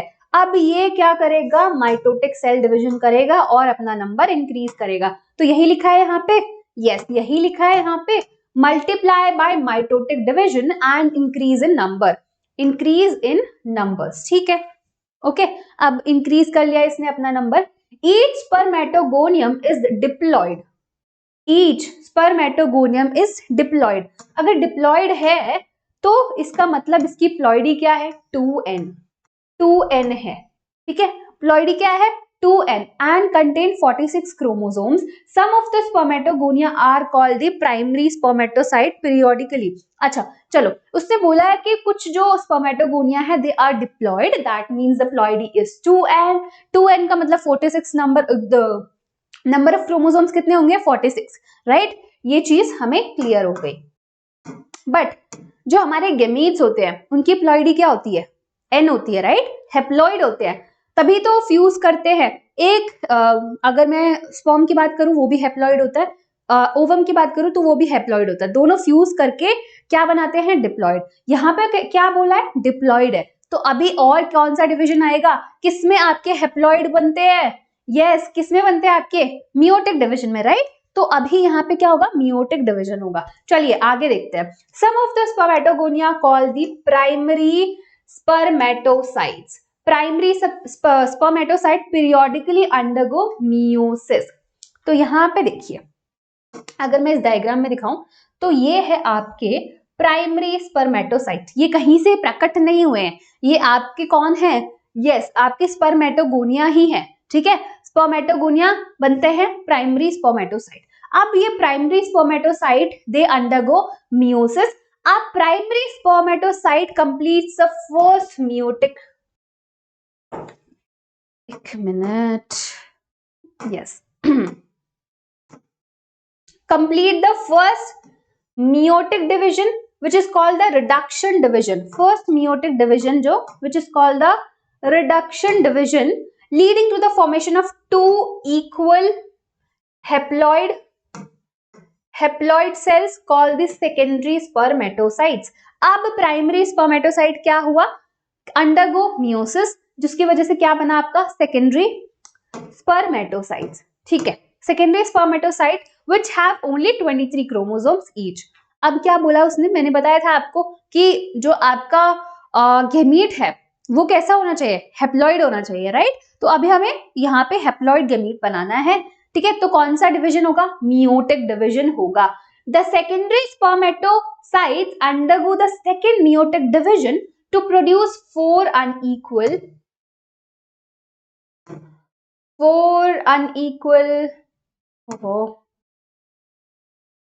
unequal haploid spermatids, ठीक है. 4 unequal spermatids. तो यहाँ पे अगर हम लोग देखें, यस, तो ये हो गया आपका सेकेंडरी स्पर्मेटोसाइट. फिर ये है आपके स्पर्मेटिड, ठीक है. ये क्या है? आपके स्पर्मेटिड्स हैं. Okay, what would be the number of chromosomes in the spermatid? The spermatids are transformed into spermatozoa. जो आपका स्पर्मेटिड है वो किसमें ट्रांसफर हो जाएगा? Transformed into spermatozoa by the process called spermiogenesis. तो ये प्रोसेस इंपॉर्टेंट है. यस, ये प्रोसेस इंपॉर्टेंट है. आपसे पूछा जाता है कि कौन से प्रोसेस से जो आपका स्पर्मेटिड है उसको ट्रांसफॉर्म किया जाता है? आपके स्पर्मेटोजोआ. स्पर्मेटोजोआ क्या है? आपका मेल गेमीट है. आफ्टर स्पर्मियोजेनेसिस के बाद sperm head become embedded in the Sertoli cell. जो आपका क्या प्रोवाइड कर रहा था?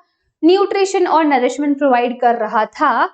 and are finally released from the seminiferous tubule by the process called spermiation. ठीक है, उसने बोला आफ्टर आपका जब स्पर्मेटिड है वो किसमें ट्रांसफॉर्म हो गया? स्पर्मेटोजोआ में, ठीक है. कौन से प्रोसेस के थ्रू? स्पर्मियोजेनेसिस, ठीक है. स्पर्मियोजेनेसिस. उसके बाद क्या होगा? जो आपका स्पर्मेटोजोआ का जो हेड है वो किसमें एम्बेडेड हो जाएगा? आपके सर्टोली सेल में, जो क्या प्रोवाइड करते थे?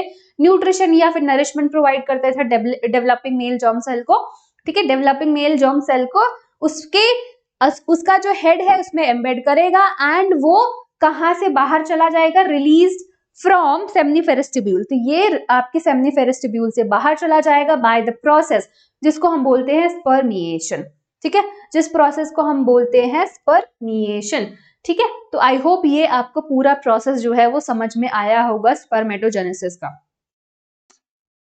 चलिए, क्लियर?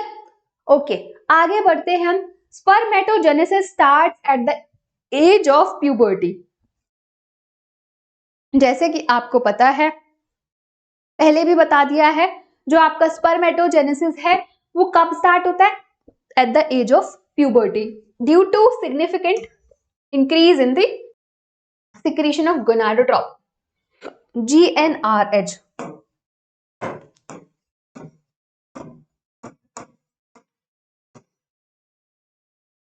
ठीक है, gonadotropin releasing hormone, this if you call is a hypothalamic hormone। gonadotropin release होते हैं, ठीक है। The increased level of GnRH then acts at the anterior pituitary gland। तो आपका जो हाइपोथैलेमस था वो क्या करता है? GnRH रिलीज करता है, फिर वो क्या करवाता है? एंटीरियर पिट्यूटरी से हॉर्मोन्स रिलीज करवाता है। कौन कौन से? LH and FSH। तो ये तो आपका हो गया पोस्टीरियर पिट्यूटरी, ये हो गया anterior pituitary.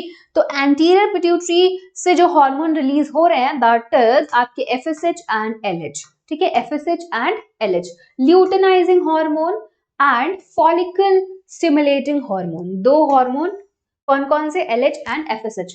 LH act at the Leydig cells. तो आपको अगर इस सेल का नाम याद होगा, क्या थे? लीडिंग सेल्स और इंटरस्टिशियल सेल्स, जो क्या रिलीज करते थे? कौन से हार्मोन? टेस्टोस्टेरोन। ठीक है, यस, टेस्टिकुलर हार्मोन्स जो एंड्रोजन या फिर टेस्टोस्टेरोन बोल सकते हो, and stimulate synthesis and secretion of androgen. ठीक है, क्या करवाते थे? Synthesis and secretion of androgen. Synthesis होता था और फिर उसी हार्मोन का सिक्रीशन भी होता था। Androgen in turn stimulate the process of spermatogenesis। तो एंड्रोजन क्या करते थे? स्पर्मेटोजेनेसिस के प्रोसेस को स्टिमुलेट करते थे, मतलब स्टार्ट करवाते थे।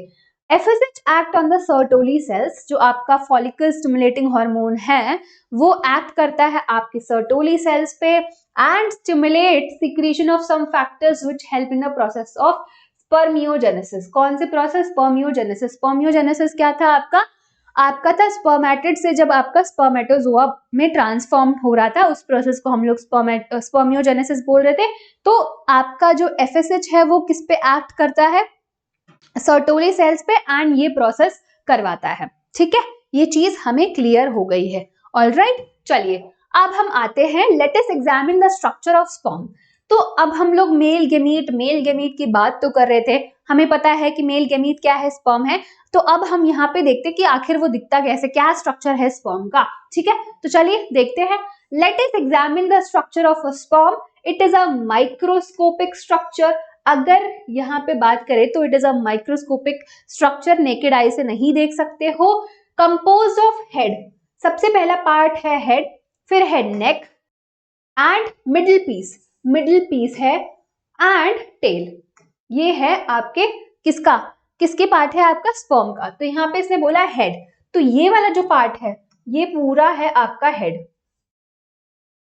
ओके, ये पूरा पार्ट है हेड, ये वाला पार्ट है नेक। मिडिल पीस हो गया, मिडिल पीस में बहुत सारे माइटोकॉन्ड्रिया है जो क्या एनर्जी देते हैं? मूवमेंट के लिए। ठीक है, यस, ये यहाँ पे माइटोकॉन्ड्रिया, और ये वाला जो पार्ट है टेल है। ठीक है, ये है आपका टेल जो मूवमेंट में हेल्प करते हैं ताकि जो है वो यूट्रस से फेलोपियन ट्यूब में पहुंच सके। ठीक है, चलिए उस टेल क्या प्रोवाइड करता है? मोटिलिटी प्रोवाइड करता है, और मोटिलिटी के लिए जो एनर्जी आती है वो कहां से आती है? आपके मिडिल पीस में जो माइटोकॉन्ड्रिया है। ऑलराइट, ये चीज क्लियर हुई। चलिए, टेल हो गया। अब plasma membrane envelop the whole body of sperm. The sperm head contains an elongated haploid nucleus. जो आपका स्पर्म का हेड है उसमें इलोंगेटेड हैप्लॉइड न्यूक्लियस है। ठीक है, and the anterior portion of which is covered by a cap like structure। anterior, तो this is the anterior, ये है cap like structure। ठीक है, जिसको हम बोलते हैं एक्रोजोम। ये क्या करवाता है? आपका एक्रोजोमल रिएक्शन। इसमें बहुत सारे हाइड्रोलाइटिक एंजाइम्स होते हैं जो आपका एक्रोजोमल रिएक्शन करवाते हैं और ये पेनिट्रेट करते हैं फिर आपके ओवम में, जो हम लोग बाद में पढ़ेंगे। ठीक है, चलिए तो अभी के लिए आप जान लो, एक कैप लाइक स्ट्रक्चर है एंटीरियर पोर्शन में आपके स्पर्म के, जिसको हम बोलते हैं acrosome. The acrosome is filled with enzyme, hydrolytic enzymes होते हैं that help fertilization of ovum. The middle piece possesses numerous mitochondria. जैसे मैंने आपको बताया, जो मिडिल पीस है उसमें बहुत ज्यादा माइटोकॉन्ड्रिया होते हैं जो एनर्जी प्रोवाइड करते हैं ताकि स्पर्म की मूवमेंट के लिए, ठीक है, मोटिलिटी के लिए। तो यहाँ पे possesses mitochondria which produce energy for the movement of tail that facilitate sperm motility. जो आपका टेल है वो क्या करवाता है, स्पर्म मोटिलिटी, स्पर्म को मूव करने में थ्रू द जेनिटल ट्रैक्ट, फिर उसके बाद आपका यूट्रस हो गया, फिर आपका ओविडक्ट हो गया, उसमें स्पर्म को मोटिलिटी प्रोवाइड, जो टेल है वो क्या करती है, मोटिलिटी प्रोवाइड करती है, एसेंशियल फॉर फर्टिलाइजेशन। जब तक वहां तक पहुंचेगा ही नहीं स्पर्म, तब तक कैसे फर्टिलाइजेशन होगा, राइट। तो स्पर्म को वहां पहुंचने के लिए क्या क्या करना पड़ता है, मूवमेंट करनी पड़ती है। तो फ्लैजला होता है, मतलब टेल होता है, वो क्या करता है, मोटिलिटी प्रोवाइड करता है, मतलब हेल्प करता है मोटिलिटी में। The human male ejaculates about 200 to 300 million sperm during coitus, or which for normal fertility at least 60% sperms sperms must have normal shape and size and at least 40% of them must show vigorous motility। तो इसमें बोला है कि अगर आप coitus के time पे जो आपका स्पर्म होता है, अगर हम स्पर्म की बात करें तो विच इज नॉर्मल की बात करें, which is around 200 to 300 million, ठीक है, मिलियन स्पर्म्स जो है वो प्रोड्यूस होता है during a coitus, which is the normal. अगर मैं नॉर्मल फर्टिलिटी की बात करूं तो इतने तो होने ही चाहिए, ठीक है, जिसमें से 60% स्पर्म का जो है वो नॉर्मल शेप और साइज होना चाहिए, और एटलीस्ट 40% जो है वो जो स्पर्म्स होते हैं वो मोटाइल होना चाहिए। अदरवाइज क्या हो जाएगा, अदरवाइज जो मेल फर्टिलिटी है वो नॉर्मल नहीं है, क्या हो जाएगा, इनफर्टिलिटी हो जाएगा। अगर इतने नंबर्स में इतनी परसेंटेज नहीं होगी तो क्या हो जाएगा, इनफर्टिलिटी हो जाएगा, ठीक है, यस। चलिए आगे हम लोग चलते हैं। Sperm released from the seminiferous duct, tubules are transported by the accessory ducts, secretion of epididymis, vas deferens, seminal vesicle and prostate are essential for maturation and motility of sperm। तो जो भी secretions हो रहे हैं, ठीक है, जो भी सिक्रीशन आपके सेमिनल से हो रहे हैं, प्रोस्टेट से हो रहे हैं, बल्बोरिथ्रल ग्लैंड से हो रहे हैं, वो सारी क्या करते हैं, मैच्योरेशन में हेल्प करते हैं एंड मोटिलिटी ऑफ स्पर्म में हेल्प करते हैं। The seminal plasma along with the sperm, जो आपका सेमिनल प्लाज्मा जो कहाँ से सिक्रीट हुआ है, आपके इन्हीं एसेसरी ग्लैंड्स ने सिक्रीट किया है। Seminal plasma along with the sperm, sperm के साथ क्या बनाता है, सीमेन बनाता है, क्या बनाता है, सीमेन बनाता है। The function of male sex accessory duct and glands are maintained by the testicular hormones. तो ये जो फंक्शन है, जो ये वाला फंक्शन है, ये कौन मेंटेन करता है, आपका टेस्टिकुलर हार्मोन्स। जो भी टेस्टीज आपका हार्मोन बना रहा है, दैट इज एंड्रोजन्स या फिर टेस्टोस्टेरोन बोल सकते हो, वो ये फंक्शन को मेंटेन करता है, ठीक है। चलिए अब हम आते हैं oogenesis पे। अब हम आ रहे हैं यहाँ पे oogenesis पे। तो हम लोगों ने स्पर्मेटोजेनेसिस पढ़ लिया, अब हम पढ़ने वाले हैं oogenesis, ठीक है। The process of formation of mature female gamete is called oogenesis। oogenesis is the process by which the क्या बनता है हमारा, formation of the mature female gamete, ठीक है, okay, which is markedly different from spermatogenesis. जैसे मैंने बताया था कि जो आपका स्पर्मेटोजेनेसिस है एंड oogenesis है, ये दोनों प्रोसेस बहुत ज्यादा डिफरेंट है एक दूसरे से। तो कैसे डिफरेंट है ये देखते हैं जरा हम लोग। तो oogenesis is initiated during the embryonic development stage. जैसे आपको पता है जो स्पर्मेटोजेनेसिस है वो कब स्टार्ट होता है, एट द प्यूबर्टी, है ना, प्यूबर्टी जब लड़का रीच कर जाता है तभी वो प्रोसेस स्टार्ट होता है।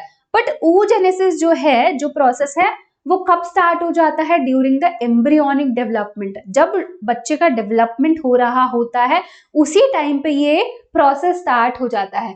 When couple of million gamete mother cells, यहाँ पे जो मदर सेल्स है they are called the oogonia। वहां पे कौन थे, स्पर्मेटोगोनिया, ठीक है। तो यहाँ पे है mother cells, they are called the spermatogonia, are formed with in each fetal ovary.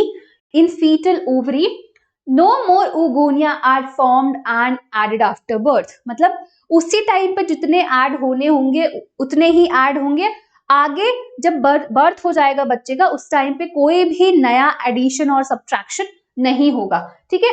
These cells start division and enter into prophase of the meiotic division।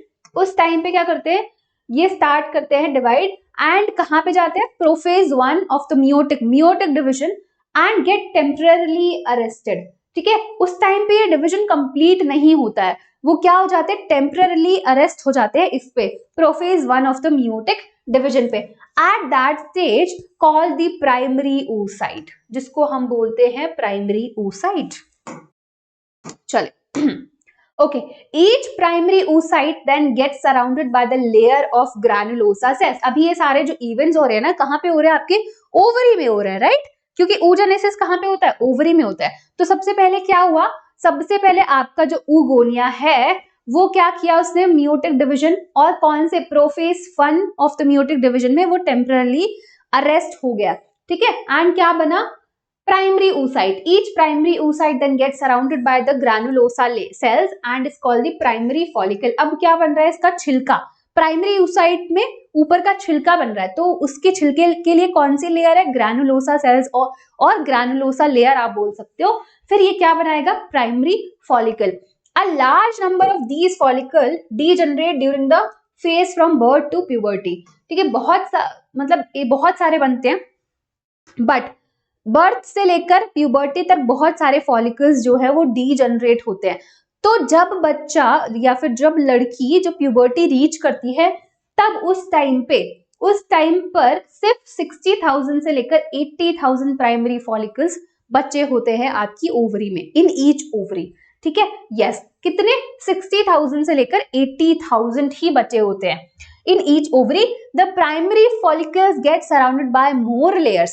अब उसमें और ज्यादा लेयर्स जो है ऐड होती जाएंगी, एंड किसकी, ग्रैनुलोसा सेल्स की, and a new theca and are called secondary follicle is formed.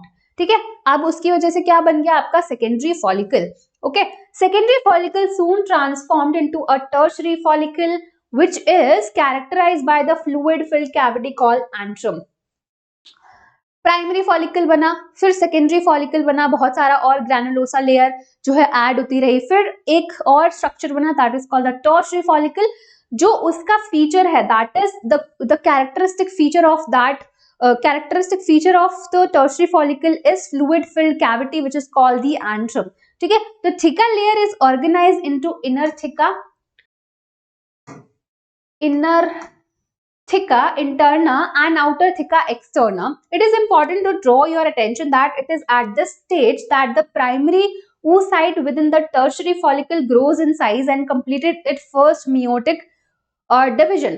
तो इसी टाइम पे जब आपका टर्शियरी फॉलिकल बना है, इसी टाइम पे आपका जो प्राइमरी oocyte था वो अपना फर्स्ट मियोटिक डिवीजन जो है वो कंप्लीट करता है। ठीक है, अपना क्या करता है, फर्स्ट मियोटिक डिवीजन कंप्लीट करता है, and it is an unequal division. यहाँ पे क्या बनेगा आपका, एक पोलर बॉडी बनेगा और जो दूसरा स्ट्रक्चर बनेगा that is the secondary oocyte। ठीक है, it is an unequal division resulting in the formation of a large haploid secondary oocyte। Large एक बड़ा बनेगा और एक छोटा स्ट्रक्चर बनेगा, लार्ज वाला है आपका haploid secondary oocyte and a tiny first polar body. तो पहली पोलर बॉडी विच इज छोटू सा, ठीक है, वो बनेगी, दो स्ट्रक्चर्स आपके बनेंगे विच इज अ, जैसे इसने बताया कि क्या है, which is it is an unequal division. चलिए आगे आते हैं। The secondary oocyte retain bulk of the nutrition rich cytoplasm of the primary oocyte। Can you think of any advantage for this? Does the first polar body born out of the first meiotic division divide further or degenerate? तो first आपकी जो polar body बनी है वो degenerate कर जाती है, ठीक है, वो सर्वाइव नहीं करती है। Alright, at present we are not very certain about this. The tertiary follicle further changes into the mature follicle or Graafian follicle। अब देखो हमारे पास सेकेंडरी oocyte आ गया, ठीक है, जो फर्स्ट मियोटिक डिवीजन था वो एक अनइक्वल डिवीजन था, फर्स्ट पोलर बॉडी बनी और उसके साथ साथ सेकेंडरी oocyte बना।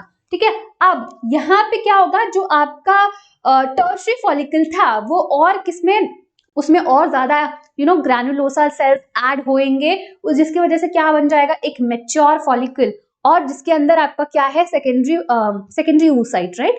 तो यहाँ पे ये बन जाएगा Graafian follicle। The secondary oocyte forms a new membrane called the zona pellucida। क्या बनाएगी, zona pellucida surrounding it।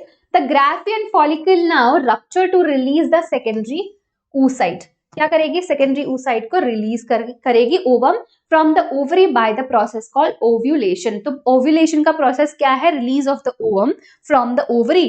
ठीक है, can you identify major differences between the spermatogenesis and oogenesis? क्या डिफरेंसेस है, जैसे आपका स्पर्मेटोजेनेसिस था वो आपका थ्रू आउट द लाइफ चलता रहता है, ठीक है, oogenesis जो है वो लिमिटेड है। बाकी दूसरा डिफरेंस क्या था, जो आपका स्पर्मेटोजेनेसिस है वो प्यूबर्टी के टाइम पे स्टार्ट होता है, oogenesis क्या होता है, वो एम्ब्रियोनिक डेवलपमेंट वाले स्टेज से ही स्टार्ट हो जाता है। ठीक है, चलिए, तो ये दोनों डिफरेंसेस है। आ डायग्रामेटिक रिप्रेजेंटेशन यहाँ पे दिया हुआ है, तो चला एक बार इसको भी देख लेते हैं। ये हमारा diagrammatic section view of ovary दिया हुआ है, ओवरी दिया हुआ है, ये आपका है प्राइमरी फॉलिकल, ठीक है, ये वाला आपका प्राइमरी फॉलिकल है। फिर यहाँ पे आपका सेकेंडरी फॉलिकल है, this one is the tertiary follicle, this is the fluid filled cavity which is called एंड्रम, and this is the mature और ग्राफियन फॉलिकल। यहाँ पे क्या हो रहा है, ओव्यूलेशन हो रहा है, ओवम को रिलीज करा जा रहा है। फिर ये अभी इसकी बात करने वाले कॉर्पस ल्यूटियम की, अभी हम लोग आगे बात करेंगे। ठीक है, तो ये समझ में आया। चलिए, यहाँ पे एक ना फ्लो चार्ट सा दिया हुआ है जिससे आपको अच्छे से समझ में आ जाएगा। तो अगर मैं यहाँ पे, ये वाला जो है आपका स्पर्मेटोजेनेसिस है, ये वाला जो है आपका oogenesis है, तो यहाँ पे क्या हो रहा है, एट प्यूबर्टी, प्यूबर्टी पे स्टार्ट होता है स्पर्मेटोगोनिया। फर्स्ट पहले क्या अपना नंबर इंक्रीज करेंगे माइटोसिस डिविजन से, माइटोसिस डिफरेंशिएशन से, फिर उसमें से कुछ बन जाएंगे आपके प्राइमरी स्पर्मेटोसाइट्स। प्राइमरी स्पर्मेटोसाइट जो है वो फर्स्ट मेयोटिक डिविजन में जाएंगे और बनाएंगे सेकेंडरी स्पर्मेटोसाइट्स। सेकेंडरी स्पर्मेटोसाइट जो है वो सेकेंड मेयोटिक डिविजन करेंगे एंड क्या बनाएंगे, स्पर्मेटिड्स। स्पर्मेटिड जो है उसका डिफरेंशिएशन होगा एंड ये बन जाएंगे आपके स्पर्मेटोजोआ। ये कौन सा प्रोसेस था, स्पर्मियोजेनेसिस, स्पर्मियोजेनेसिस। ठीक है, चलो, तो ये तो आपका हो गया स्पर्मेटोजेनेसिस। अब यहाँ पे आते हैं, ये है आपका oogenesis। तो oogonia आपके मदर सेल्स, ठीक है, मदर सेल्स पहले माइटोसिस डिफरेंशिएशन होगा, ठीक है, यहाँ पे ये फीटल लाइफ है, ठीक है, ये फीटल लाइफ है। यहाँ पे आपका फर्स्ट मेयोटिक डिवीजन होगा जो अरेस्ट हो जाएगा, ठीक है, जो वहां पे टेम्परेली अरेस्ट हो जाएगा। फिर यहाँ पे बर्थ होगा, चाइल्डहुड होगा, प्यूबर्टी होगा, और तब जाके उसका फर्स्ट मेयोटिक डिवीजन जो है कंप्लीट होगा, which it is an unequal division, जिसमें से आपका फर्स्ट पोलर बॉडी बनेगा एंड सेकेंडरी oocyte बनेगा।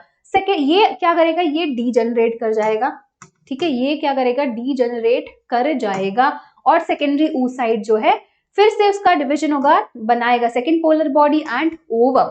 ठीक है, जब वो अपना सेकेंड मेयोटिक डिवीजन कंप्लीट करेगा। अब ये सेकेंड मेयोटिक डिवीजन उस टाइम पे नहीं होता, वो होता है ड्यूरिंग द फर्टिलाइजेशन, जब स्पर्म जो है एंटर करता है for the process of fertilization, उस टाइम पे जो है आपका सेकेंडरी oocyte अपनी सेकेंड मेयोटिक डिवीजन कंप्लीट करता है एंड जिससे बनता है आपका ovum and second polar body again degenerate कर जाती है, ठीक है, एंड उसके बाद वो फ्यूजन होता है आपके मेल एंड फीमेल गैमीट का। ठीक है, तो चलो ये चीज समझ में आ गई हम लोगों को। अब हम आ रहे हैं सबसे main important topic of this chapter, that is menstrual cycle. ठीक है, बहुत ज्यादा इंपॉर्टेंट है एंड बहुत ज्यादा क्वेश्चंस भी पूछे जाते हैं इस टॉपिक से, तो आपको थोड़ा सा अच्छे से ना ध्यान देना है इस टॉपिक पे कि क्या पढ़ रहे हैं हम लोग। चलिए शुरू करते हैं। The reproductive cycle in the female primates, female primates की अगर बात करें तो मंकीज, ठीक है, ओके, तो monkeys, apes and human beings is called the menstrual cycle. ठीक है, it is called the menstrual cycle. The first menstruation begins at puberty and is called the menarche. ठीक है, जो पहला menstruation होता है, the first menstruation जो कब होता है, प्यूबर्टी, जब कोई भी फीमेल या फिर जो भी गर्ल है वो प्यूबर्टी अटेन करती है, उसके के बाद जो पहला मेंस्ट्रुएशन होता है, पहला menstruation is called the menarche. ठीक है, in human females menstruation is repeated at an average interval of about 28 to 29 days, and the cycle of even starting from one menstruation till the next one is called the menstrual cycle. ठीक है, menstrual cycle is एक menstruation से दूसरे menstruation तक जो है उसको हम बोलेंगे पूरा menstrual cycle. One ovum is released, ovulation during the middle इस पे हम लोग अभी आते हैं, ऑफ ईच मेंस्ट्रुअल साइकिल। तो ईच मेंस्ट्रुअल साइकिल, एक मेंस्ट्रुअल साइकिल में एक ओवम रिलीज होता है आपके 14 डेज पे, मिडल ऑफ द साइकिल, ठीक है, 14 डेज पे आपका जो है आपका ओवम रिलीज होता है। The major events of menstrual cycles are shown in the figure. The cycle starts with the menstrual phase. So सबसे पहला जो फेज है that is the menstrual phase, जहां पे ब्लीडिंग होती है, which when menstrual flow occurs and it lasts for 3 to 5 days। And ये वाला जो फेज है वो 3 से 5 दिन तक हो सकता है, डिपेंड करता है। अब फीमेल्स में अलग अलग होता है, कुछ लोगों को 3 दिन होता है और कुछ लोगों को 5 डेज के लिए होता है, सो इट डिपेंड्स, ठीक है, आप कुछ बता नहीं सकते हो, बट हाँ मैक्सिमम जो है, minimum is 3 and maximum is 5। The menstrual flow result due to breakdown of endometrial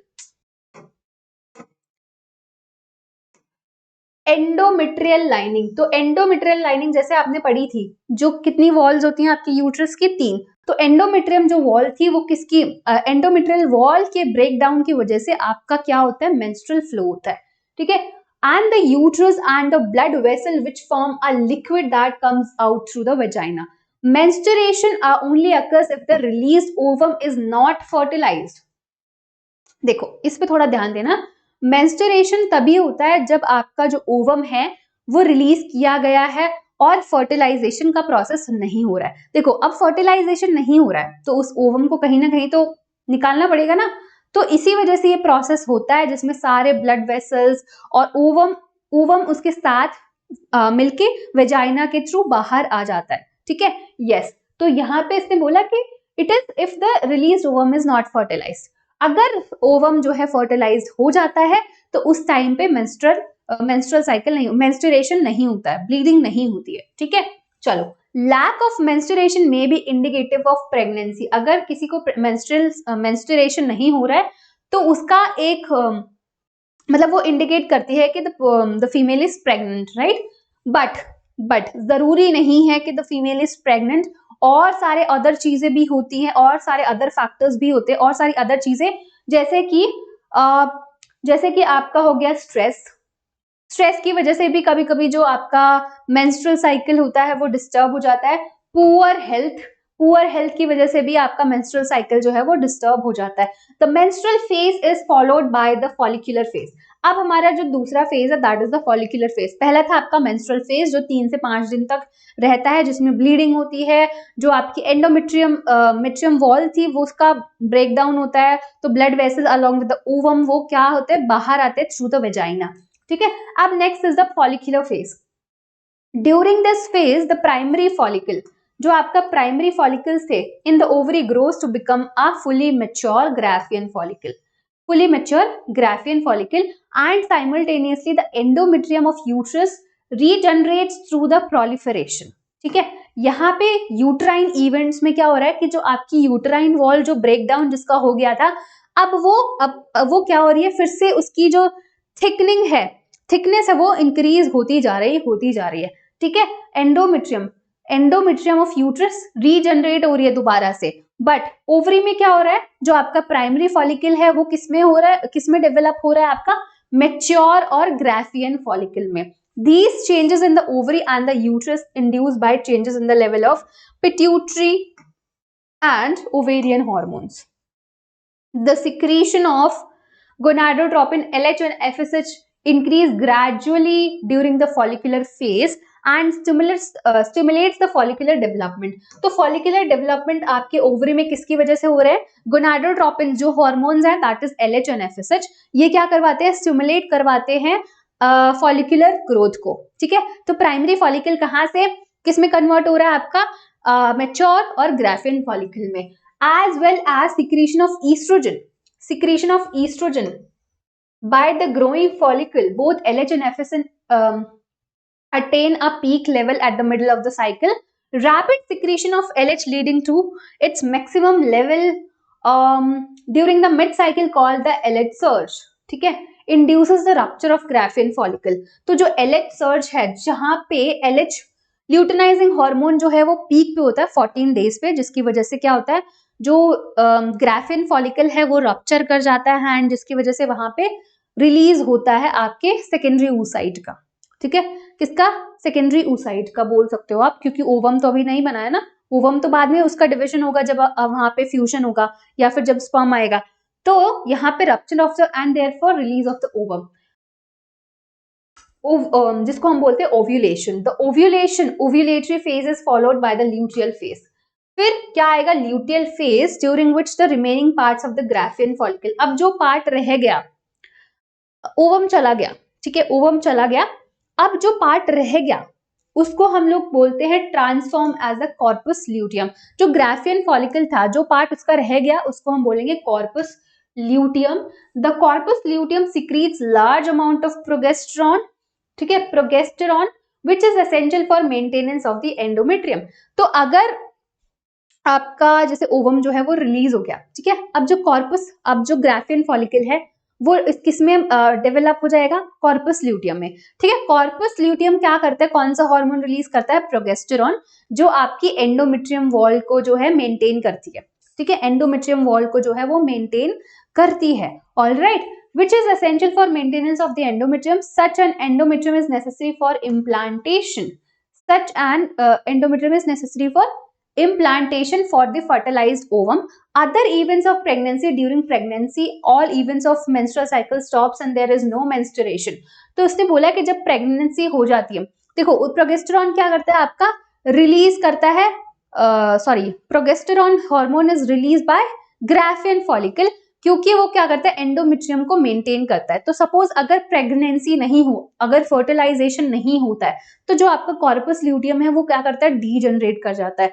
तो डी जनरेट करेगा तो प्रोगेस्टेरॉन का लेवल जो बना रहा था, जो प्रोगेस्टेरॉन रिलीज कर रहा था वो नहीं होगा, ठीक है। अब उसकी वजह से नहीं होगा तो आपकी जो एंडोमेट्रियम की जो वॉल है, वो लाइनिंग है, वो दोबारा से ब्रेक डाउन होना स्टार्ट कर देती है, ठीक है, यस। तो इसने यही बोला है कि अगर जो डिलीवरी, नॉट डिलीवरी, जब जो आपकी फीमेल जो है वो प्रेग्नेंट है, तो उस टाइम पे कोई भी मेंस्ट्रुएशन नहीं होता है, जो आपकी मेंस्ट्रुअल साइकिल होती है वो स्टॉप हो जाती है, टेम्पररीली स्टॉप हो जाती है। In the absence of fertilization corpus luteum degenerate, जैसे मैंने आपको बताया, this cause the disintegration of the endometrium leading to menstruation, marking a new cycle, okay. In human being menstrual cycle cease around 50 years. जैसे मैंने आपको बताया था कि जो आपके मेंस्ट्रुअल साइकिल है वो सीज मतलब बहुत लिमिटेड टाइम होता है, तो बंद हो जाती है, उसको हम बोलते हैं मीनोपोज। मीनार्किस जो स्टार्टिंग का था, बिल्कुल स्टार्ट जो फर्स्ट आपका मेंस्ट्रुएशन आता है, तो बंद हो जाती है, that is called the menopause. Cyclic menstruation is an indicator of normal reproductive phase and x tends between the menarche and menopause, ठीक है। चलिए, तो ये सारी चीजें अभी आपको क्लियर हो गई, मेंस्ट्रुअल साइकिल क्लियर हो गया, ओके। चलिए अब हम आते हैं फर्टिलाइजेशन एंड इम्प्लांटेशन पे, ठीक है, fertilisation and implantation.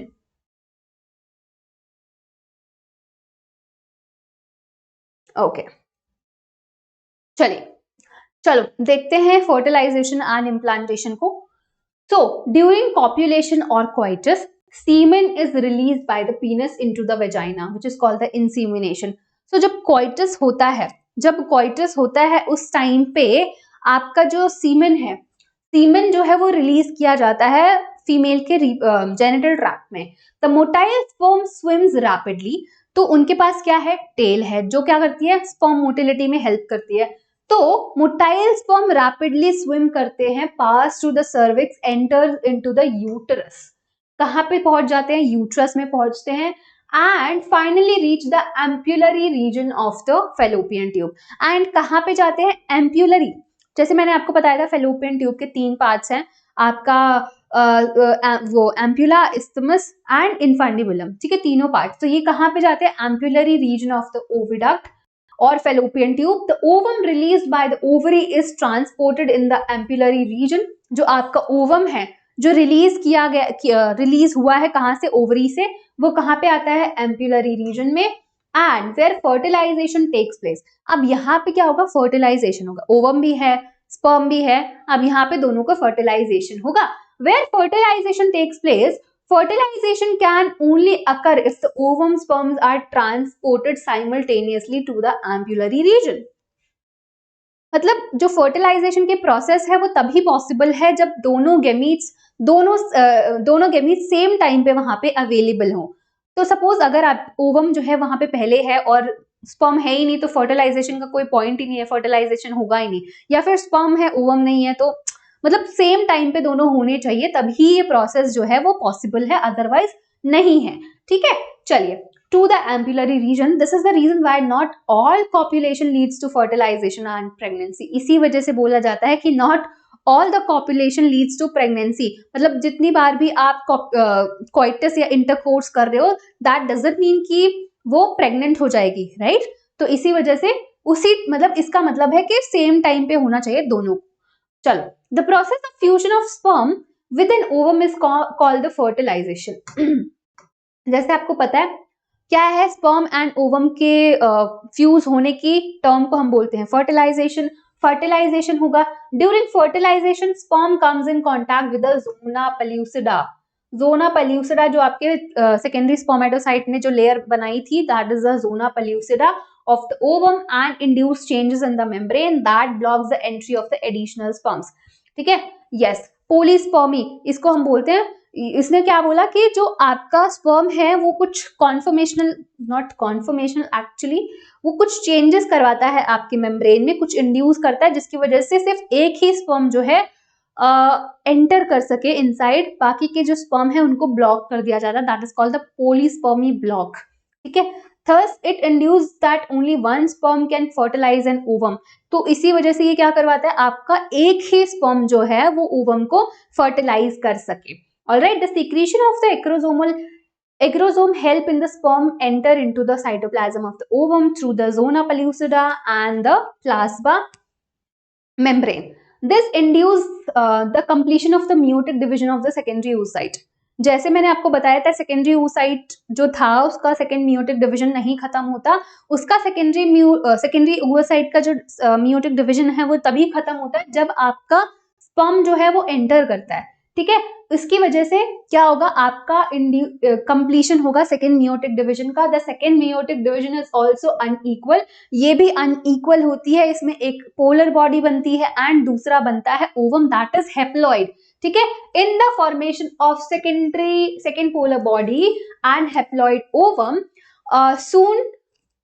soon the haploid nucleus of the sperm and that of the ovum fuse together to form a diploid zygote।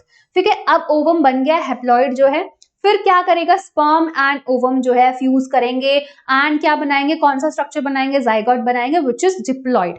ठीक है, how many chromosome will be there in the zygote, कितने chromosomes होंगे, 46, right? 46 होंगे ना, 46। Okay, चलिए, one has to remember that the sex of the baby has been decided at this stage itself। Let us see how। As you know, the chromosome pattern in the human female is XX। human female में XX होता है, human female में XX होता है and human male में XY होता है। ठीक है, यस, और क्या बोला इसने, sex chromosome X, whereas the male gamete the sex chromosome could be X और Y। 50% of the sperm carry the X chromosome। तो यहां से क्या आएगा, X, यहां से आएगा 2 X, XX और XY।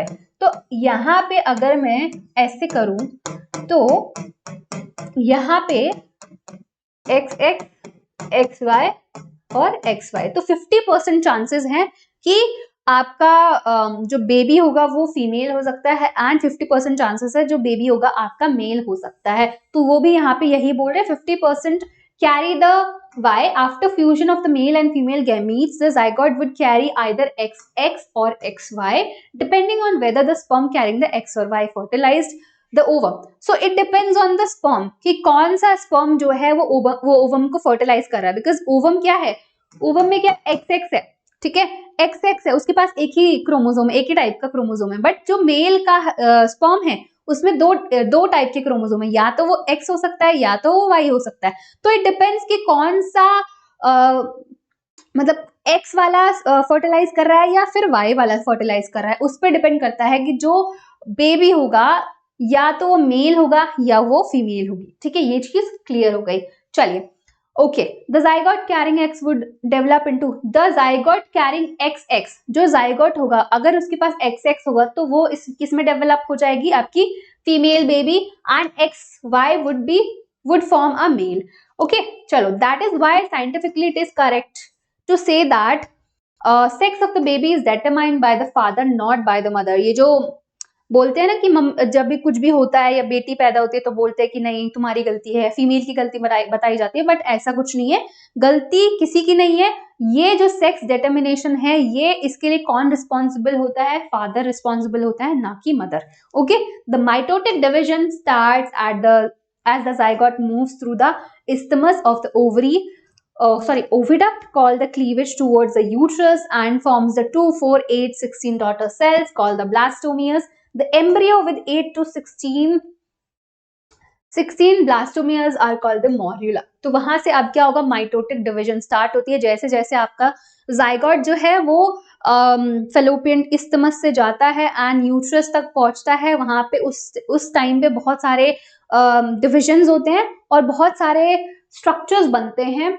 The morula continues to divide and transform into blastocyst. ठीक है, मोरुला डिवाइड करेगा एंड क्या बनाएगा, blastocyst, as it moves further into the uterus. The blastomeres in the blastocyst are arranged into outer layer called the trophoblast, and the inner group of cell attached to trophoblast are called the inner cell mass.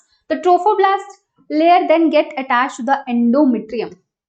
जो trophoblast है वो किससे attach हो जाएगा, endometrium से, and the inner cell mass get differentiated as the embryo after attachment. The uterine cell The uterine cell divide rapidly and covers the blastocyst. As a result, the blastocyst become embedded in the endometrium of the uterus, and this leads to the implantation and leads to pregnancy. So implantation होगा, blastocyst जो structure है वो attach होगा आपके uterine wall से. uterine wall से जैसे ही attach होगा उस process को हम बोलते हैं implantation, and implantation leads to the pregnancy. तो क्या हो जाएगा, pregnancy हो जाएगी. चलिए, प्रेगनेंसी एंड एम्ब्रियोनिक डेवलपमेंट. अब क्या है, जो आपका ब्लास्टोसिस्ट था वो अटैच हो गया यूट्राइन वॉल से, प्रेगनेंसी हो गई. अब एम्ब्रियोनिक डेवलपमेंट यहाँ पे कैसे हो रही है, जो बच्चा है वो कैसे बड़ा हो रहा है, ठीक है, उसका डेवलपमेंट कैसे हो रहा है, तो वो हम लोग यहाँ पे देखते हैं. चलिए, so after implantation finger like projection appears on the trophoblast. जब इम्प्लांटेशन हो जाता है तो ट्रोफोब्लास्ट, जैसे मैंने बताया, ट्रोफोब्लास्ट पे फिंगर लाइक प्रोजेक्शंस देखने को मिलता है. That is called the chorionic villi. ठीक है, chorionic villi which surrounded by the uterine tissue and maternal blood. The chorionic villi and uterine tissue become interdigited with each other and form a structure and functional unit between the developing embryo and maternal body, which is called the placenta. ठीक है, ये क्या structure बनाएंगे, आपका placenta बनाते हैं. Yes, the placenta facilitate the supply of oxygen and nutrition. So placenta क्या है, डिस्क जैसा स्ट्रक्चर है जो इंश्योर करता है, जो क्या प्रोवाइड करता है, न्यूट्रिशन और जो भी वेस्ट है वो बाहर करता है, या फिर ऑक्सीजन हो गया, जो भी चीजें हैं जो एक बच्चे को चाहिए होती है वो सारी चीजें जो है आपका प्लेसेंटा प्रोवाइड करता है. Supply of oxygen, nutrient to the embryo and also removal of the carbon dioxide and excretory waste material produced by the embryo. The placenta is connected by embryo through umbilical cord. जो आपका placenta है वो आपके embryo से किससे connected है, umbilical cord से. तो ये है आपका umbilical cord, umbilical cord, and ये वाला स्ट्रक्चर देख रहे हो, ये प्लेसेंटा है आपका. ठीक है, umbilical cord which help in transport of substances to and from the embryo. Placenta also act as an endocrine tissue. अब यहाँ पे बोला है जो प्लेसेंटा वो न्यूट्रिशन और ये सारी चीजें तो प्रोवाइड करता है, बट वो एक एंडोक्राइन टिश्यू की तरह भी काम करता है. अब एंडोक्राइन टिश्यू की तरह कैसे काम करेगा, वो कुछ ऐसे हार्मोन्स रिलीज करता है. ठीक है, अब कौन कौन से जो हार्मोन्स है वो रिलीज करता है देखते हैं. सबसे पहला तो है ह्यूमन कोरियोनिक गोनाडोट्रोपिन, HCG. तो आपसे ये क्वेश्चन भी पूछा जा सकता है कि जो प्लेसेंटा है वो कौन सा हार्मोन जो है वो रिलीज करता है. तो आपको ये सारे हार्मोन्स के नेम याद होने चाहिए. सबसे पहला है HCG, that is human chorionic gonadotropin. दूसरा है HPL, that is human prolactin sorry placental lactogen, ठीक है, क्या है आपका human placental lactogen, then estrogen and progesterone etc. in the later phase of the hormone which is called the relaxin is also secreted by the ovary. Let us remember that HCG, HPL and relaxin are produced in women only during pregnancy. In addition, during pregnancy the level of other hormones like estrogen and progesterone, cortisol, prolactin, thyroxine etc. increase several folds in the maternal blood. Increased production of these hormones is essential for supporting the fetal growth, metabolic changes in the mother and maintenance of the pregnancy. Immediately after implantation, the inner cell mass differentiate. Implantation के बाद जो आपका inner cell mass है वो differentiate होना start करता है into outer layer which is called the ectoderm, outer layer which is called the ectoderm and inner layer which is called the endoderm. ठीक है, outer layer which is called the ectoderm and inner layer which is endoderm. A mesoderm soon appears between the ectoderm and the endoderm. ठीक है, तो यहाँ पे तीन जो आपका inner cell mass था वो differentiate किया किसमें, ectoderm और endoderm में, एंड उसके बाद थोड़े दिनों बाद आपका जो मिडिल है वो आपका mesoderm जो है वो डेवलप होता है. 3 layers give rise to all tissues in adults. तो ये तीनों जो आपके layers हैं ये सारे क्या करते हैं, बहुत सारे organs मतलब सारे tissues और organs को बनाते हैं. ठीक है, give rise to tissues and organs in adult. It needs to be mentioned here that inner cell mass contains certain cells that is called the stem cells that have the potency to give rise to all the tissues and organs. किसके पास होता है, inner cell mass के पास. ठीक है, चलिए. What are the major features of embryonic development at various months? The human pregnancy lasts 9 months. जैसे मैंने आपको बताया जिसको हम बोलते हैं gestation period, 9 महीने का होता है. Do you know for how many months pregnancy lasts in dogs, elephants? In human beings after 1 month, यहाँ पे 1 month की बात करिए, after 1 month of pregnancy embryo heart is formed. तो पहले मंथ के बाद जो सबसे पहला जो स्ट्रक्चर बनता है that is heart. तो एम्ब्रियो का हार्ट बनता है. The first sign of the growing fetus may be noticed by listening to the heart sound carefully through the stethoscope. By the end of the second month आपका बनेगा fetus develop limbs and digits. क्या बनाता है, limbs and digits बनाता है. By the end of 12th week, first trimester, most of the major organ system are formed. For example, limbs and external genitalia also it is also formed, are well developed. The first movement of fetus and appearance of hair on the head are usually observed during the 5th month. ठीक है, yes, 5th month. By the end of the 24th week, end of the second trimester, the body is covered by the fine hair, eyelids separate and eyelashes are formed. By the end of the 9th month of pregnancy, the fetus is fully developed.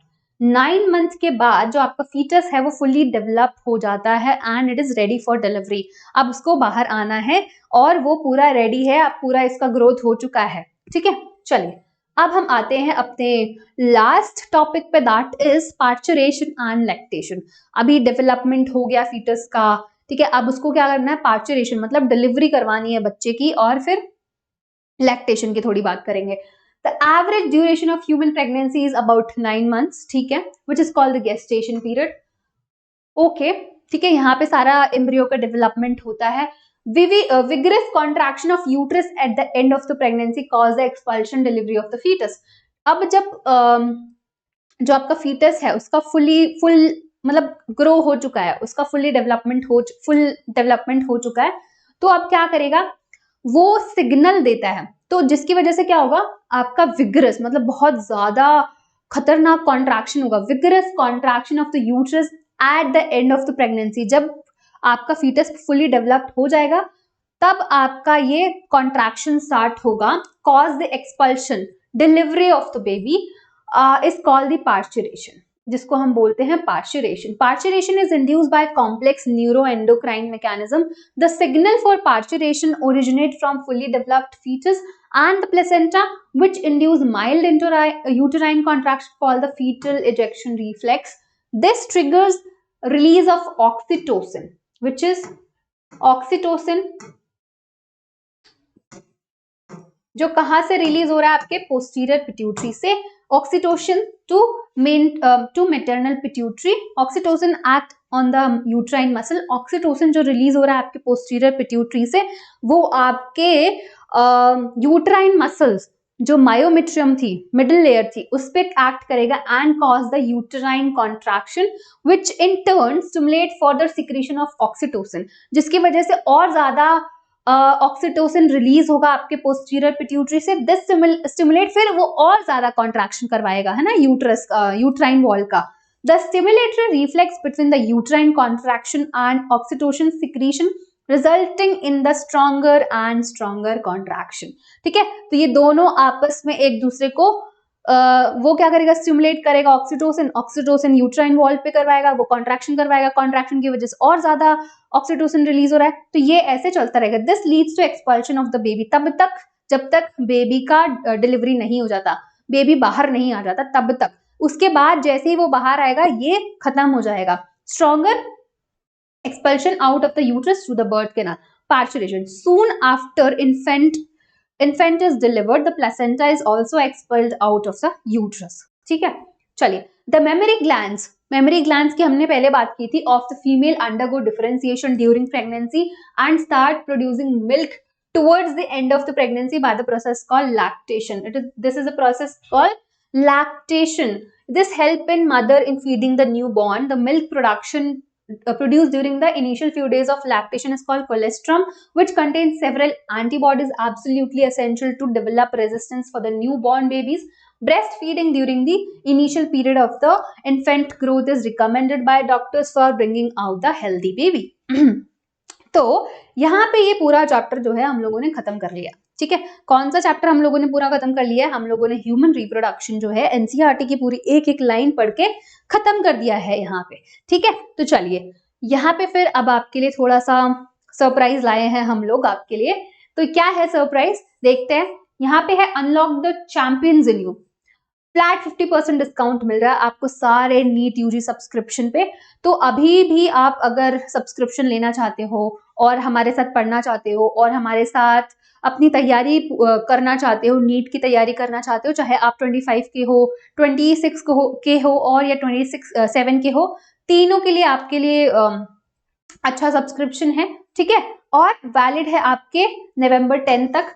अगर यहाँ पे code की मैं बात करूं, code की अगर मैं बात करूं तो दैट इज AS08 जो आपको यूज करना है। ठीक है, AS08। चलिए अब हम देख लेते हैं कौन कौन से सब्सक्रिप्शन हमारे पास है। तो हमारे पास पहला तो है all star fast track batch. यहाँ पे फास्ट ट्रैक बैच का क्या मतलब है? फास्ट ट्रैक बैच का मतलब है कि जो भी बच्चे नीट 2025 देना चाहते हैं एंड उनको अभी अपना सिलेबस बहुत जल्दी से खत्म करना है, तो यहाँ पे आपको बहुत जल्दी आपका सिलेबस खत्म करवाया जाएगा। जो इंपॉर्टेंट चीजें हैं वही पढ़ाया जाएगा, जो इंपॉर्टेंट नहीं है उनको नहीं पढ़ाया जाएगा। तो अगर आप अपना सिलेबस जल्दी से खत्म करना चाहते हो तो फटाफट से ये बैच ले सकते हो। बहुत अच्छे प्राइस में मिल रहा है। कितने में मिल रहा है? 2999 में आपको ये बैच मिलने वाला है, जिसमें आपको मिलेंगे 450 लाइव लेक्चर्स, 15 प्लस टेस्ट और इंग्लिश में आपका ये बैच होगा।